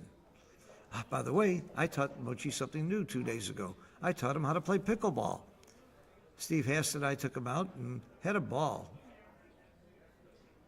He played very well. I played tennis with Mochi. I have to tell you, he was fairly mediocre at tennis, but at pickleball, he was very, very good. That's the difference in the games. It is easier to pick up and play pickleball. We had a lot of fun. And he won his big match, his doubles match, but he had a very good partner. And I bet you can guess who that was. Mochi likes to try new things. He likes to go places. He'll go to museums. I took him to a play in New York that he loved. He and Akiko. I took them to a play in New York one time that they just loved. Remember the movie Cruel Intentions? This was the play Cruel Intentions. Mochi loved it. So did Akiko. Akiko's very adventurous too. Michi's no slouch in that department. Kazuki, all the Japanese players like Kazuki and David Wells and I go swimming about midnight every night in Monte Carlo.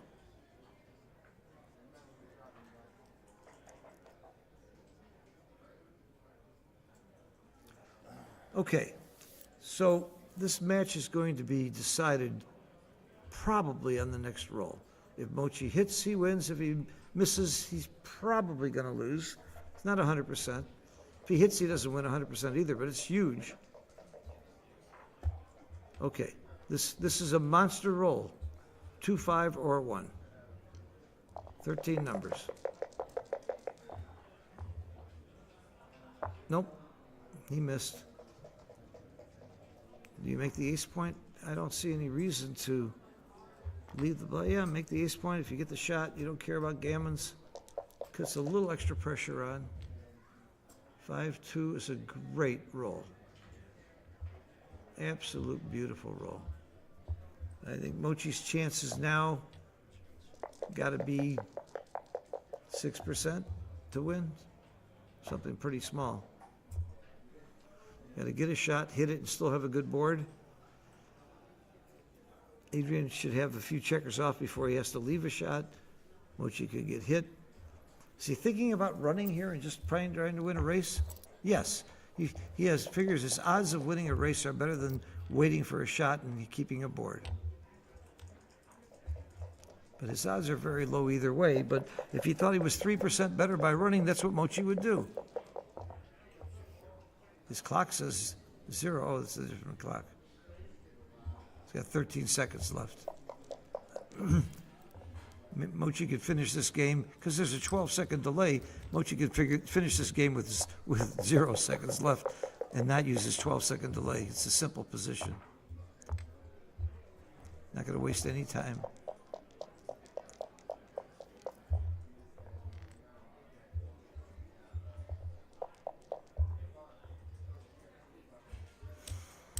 This game is pretty much over. You won't see Mochi concede until it's mathematically impossible. Why? Out of respect for the game and its opponent.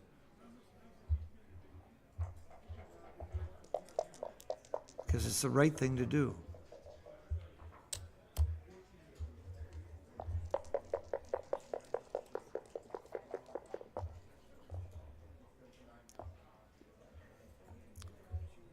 All right. It's still mathematically possible. Mochi can roll a bunch of doubles. Adrian can roll a bunch of 3-1s. We saw a game just a little while ago where Mochi rolled 2 double 6s. All right, that's a start.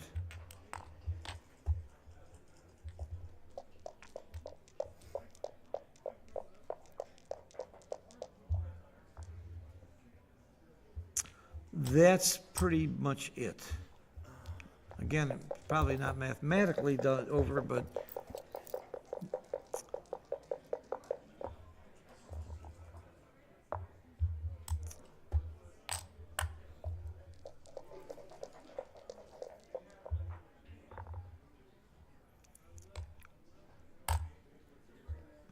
you're going to see a handshake very soon. Mochi's my hero and never complains, never is a bad sport, ever. And I try to be the same way. I try to emulate him. Out of respect for the game and my opponents. I like that one, by the way. I think it's the right one. You don't come off the 6 and waste a 6. But at this point, it doesn't matter.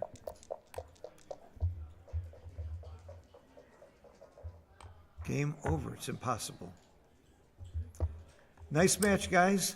Thank you, Mochi. You taught me a few things. I'm going to put that one cube I didn't like that Mochi made in and find out why I was wrong. And I'm going to go congratulate my good friend Adrian. Goodbye, everybody. We'll see you tomorrow or later tonight. Probably some more action tonight. I don't know the schedule. And I hope to be around for the finals. And nothing would give me greater pleasure than to do the commentary for my really close friend, Carter Maddox, who's in the finals. And so happy for Carter. I hope he meets my good friend David Stein. See you later.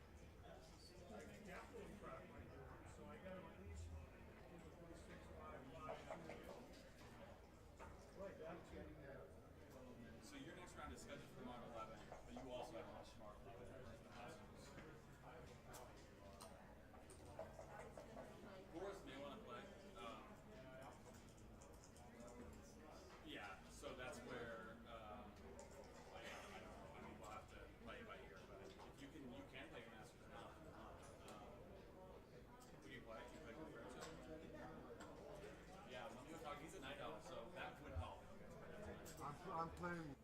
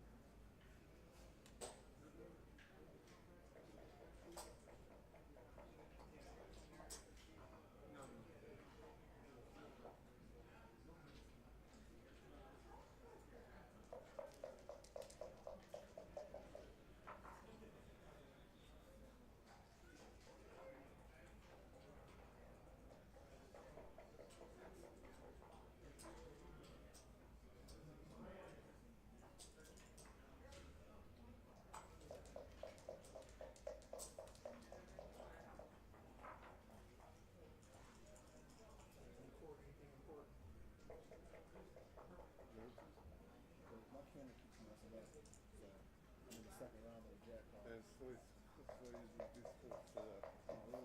But we'll get it. We'll get it done. And we can get it done. I need like a cutted weight here. This is too heavy. See what it's doing? Or Do you have a, like a light back to heavy? yeah.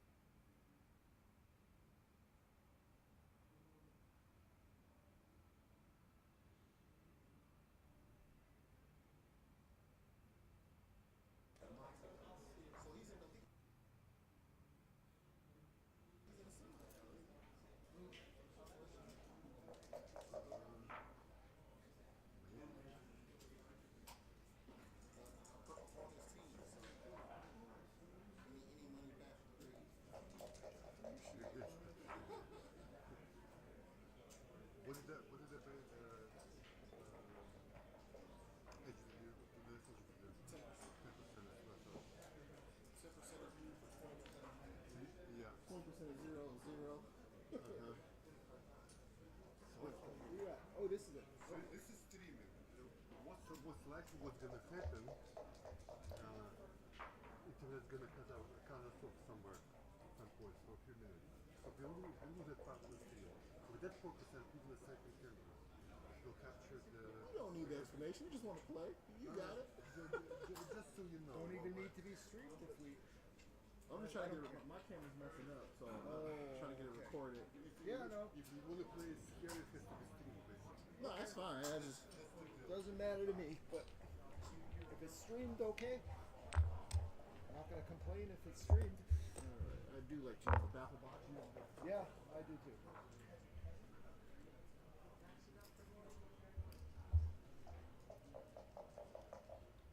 Actually, Well then, I'll put the baffle the box camera, in. the scoreboard's got to move somewhere.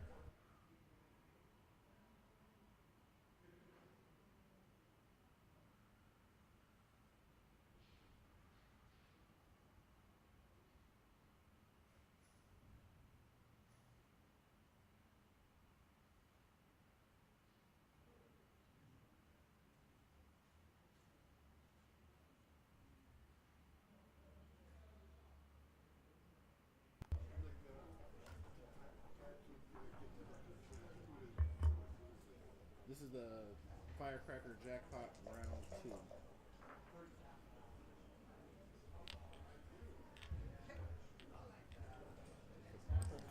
Here. Can you see the scoreboard behind the baffle box? Yeah.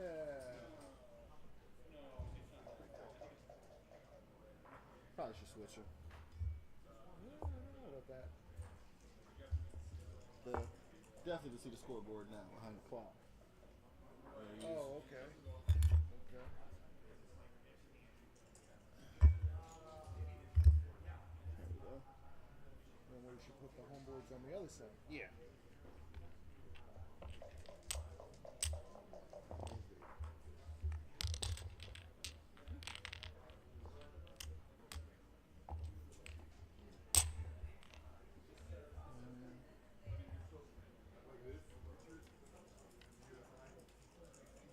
Well, I'm sorry, I didn't hear.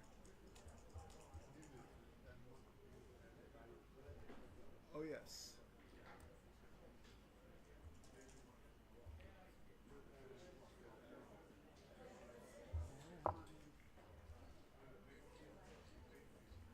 Okay, 2 black dice. Dice cups on the opening, or We'll roll one at a time and set it aside. sure. What do you mean? I can set it up. Mine already set. Okay. Set up for a 9-pointer. Yeah. Okay. I prefer, well, okay, good. I just prefer this because it's better for the stream, but this is okay. Shoot back there. It's showing pretty good. It's showing pretty good. All right. Yeah, a little bit. I think we're all set now. You and me both. We're not gonna start at DMP. That might I be mean, Just lose last weekend. we could. I'll probably have better odds that way. okay, 5. And 2, and we're off to the races. A good match. Me too, Rich.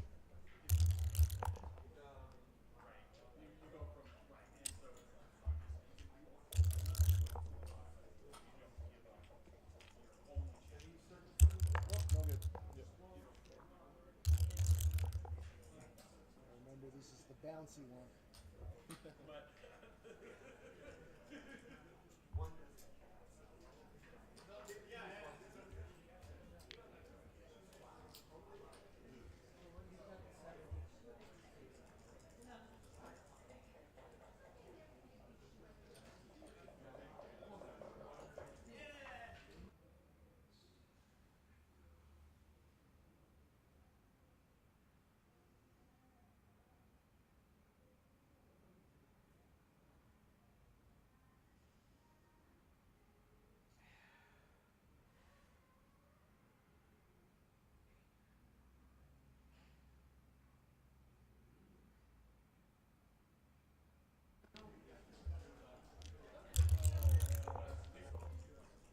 I liked it better before you did that.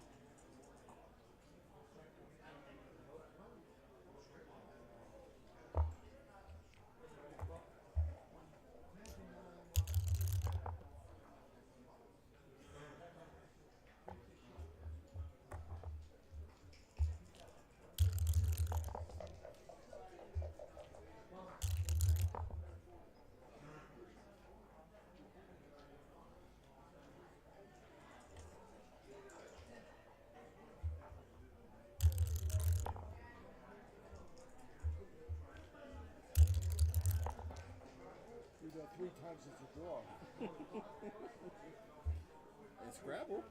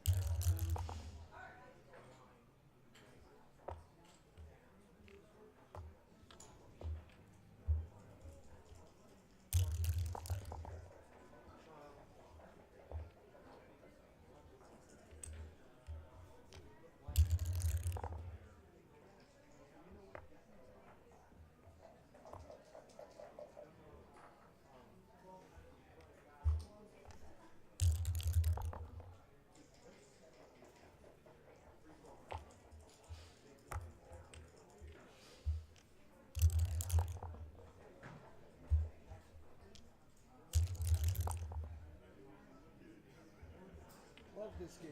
Love backgammon. Okay, luckily you can't.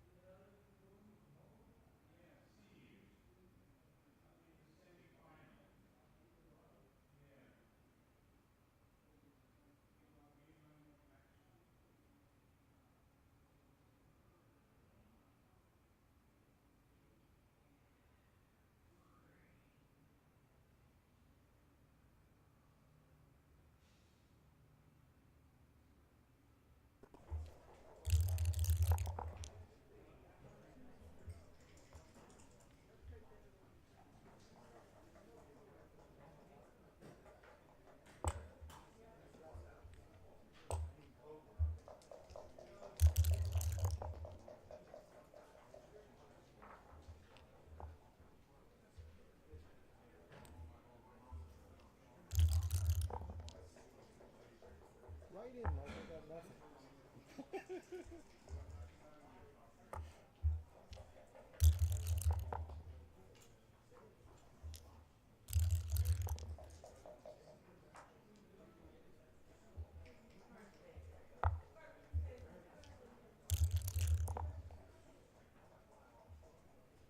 Yeah, copy the number, huh?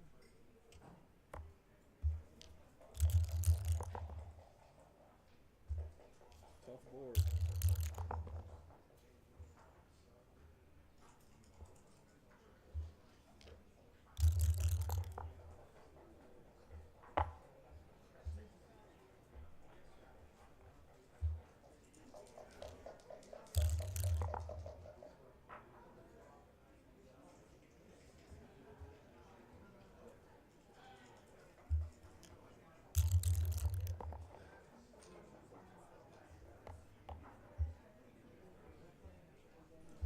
You just playing with it. Yeah.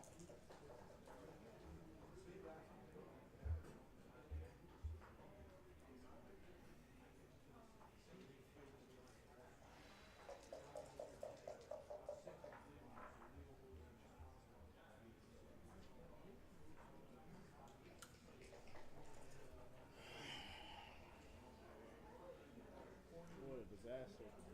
Stupid game, man.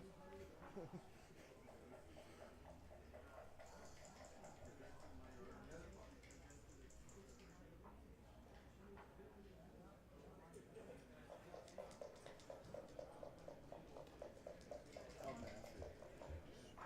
Put it in my head.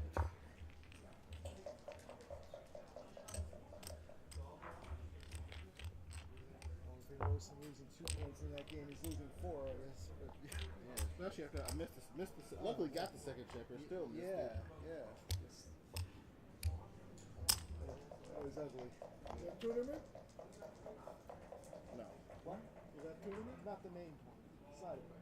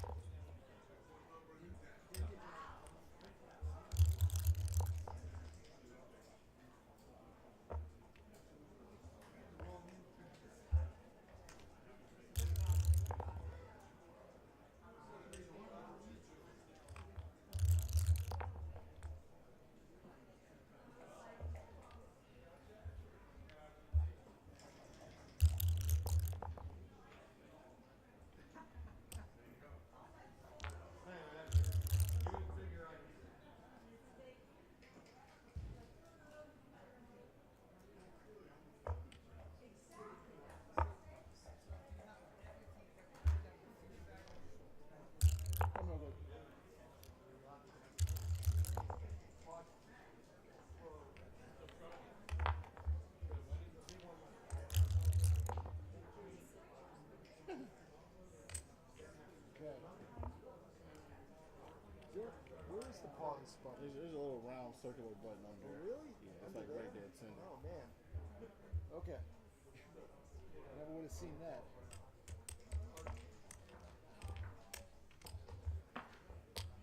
Takes some getting used to, but it stops accidental pauses. Sure.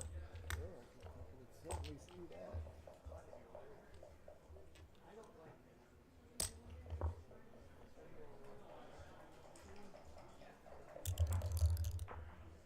One. 5. Oh, we got to unpause? Nope, nope, you just touch it. It's all set. It's all set. Okay.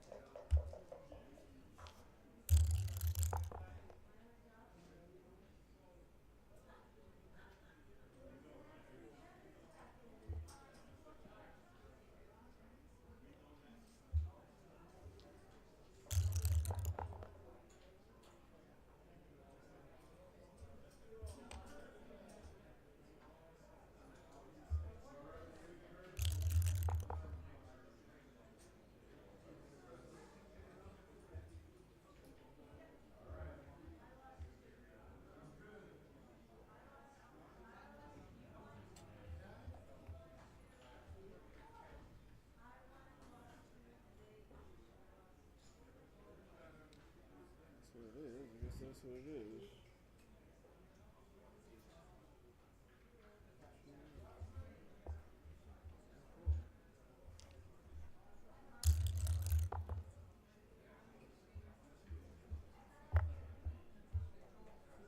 Could have left him there and found another player. I don't think there was another player. They found it.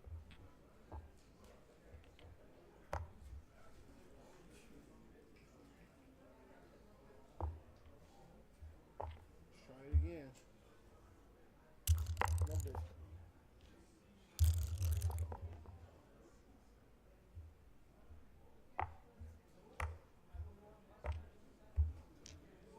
He's been here before.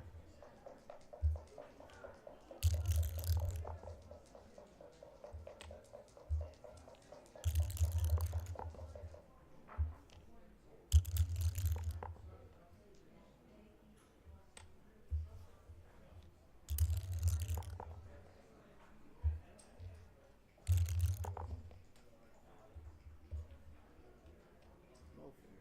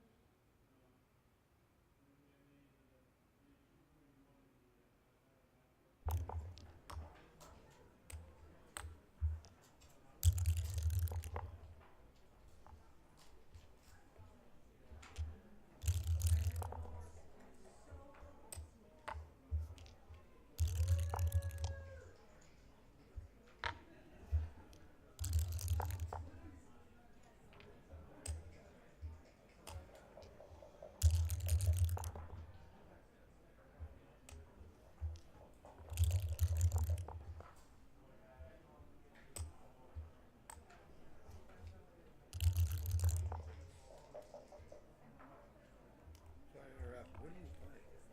This is some jackpot side of it. Oh, okay. Was this the Yeah, yeah.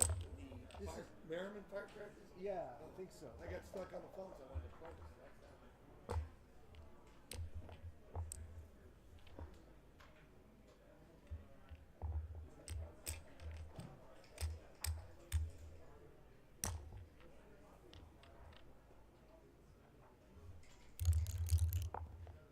And 4.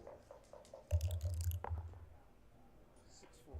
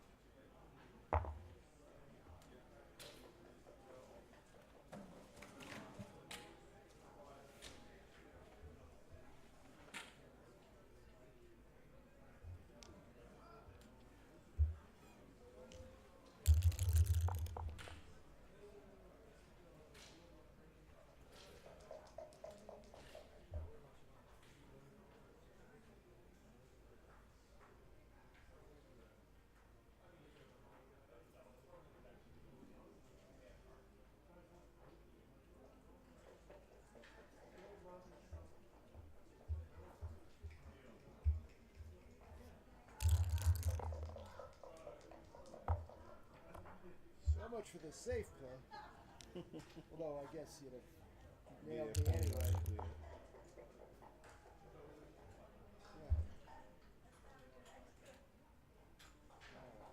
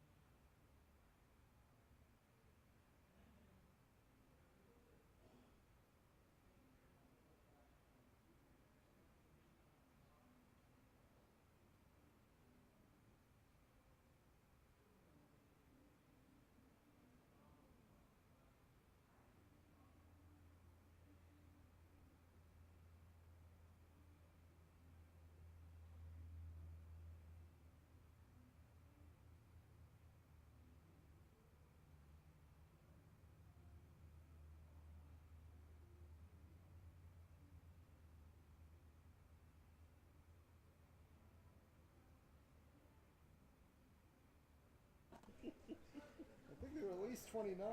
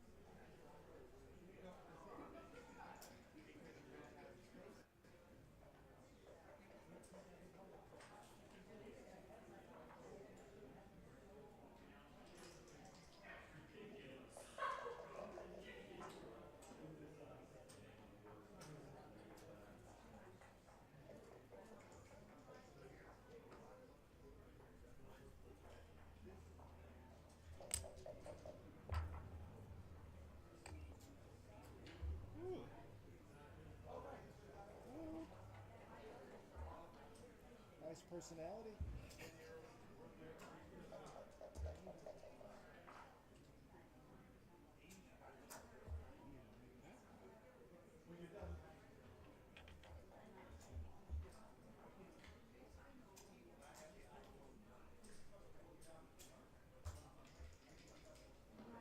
Double shot, man.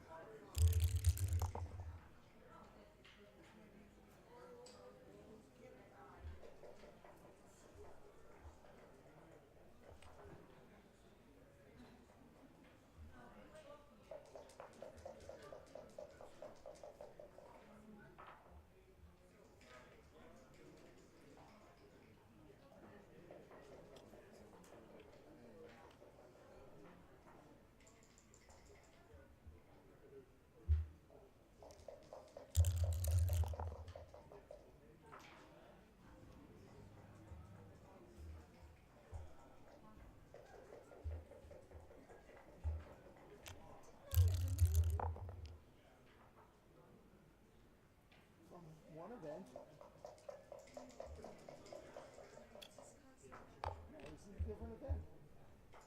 You eliminated me. It can't possibly be that event, right? It is only logical.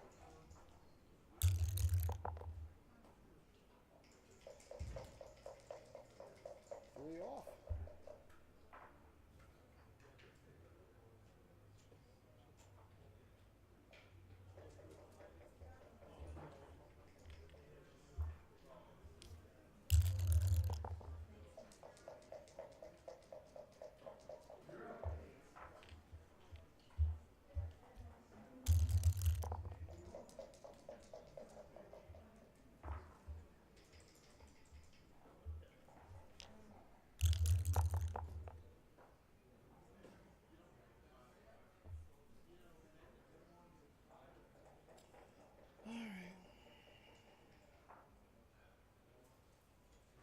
Possibly double twos.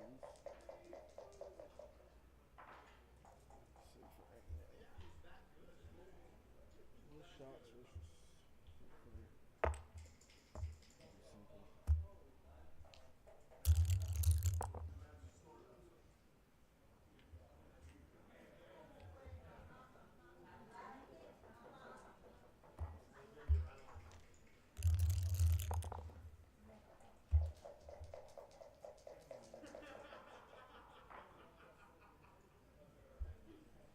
simple.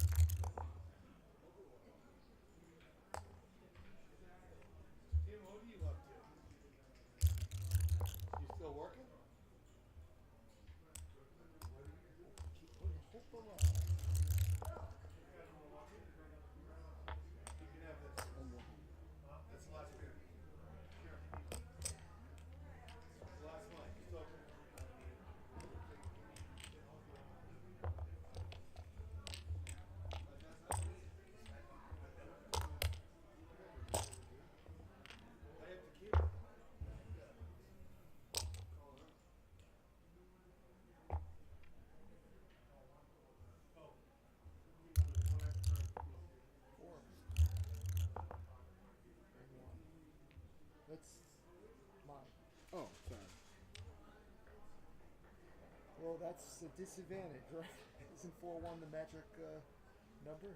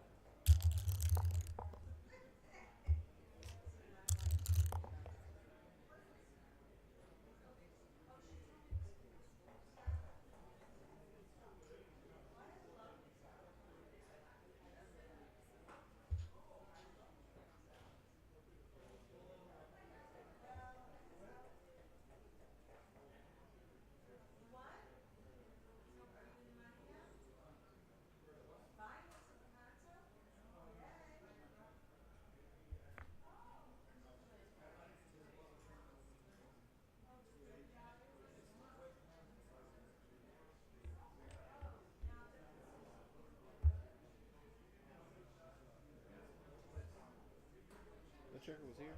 Yeah.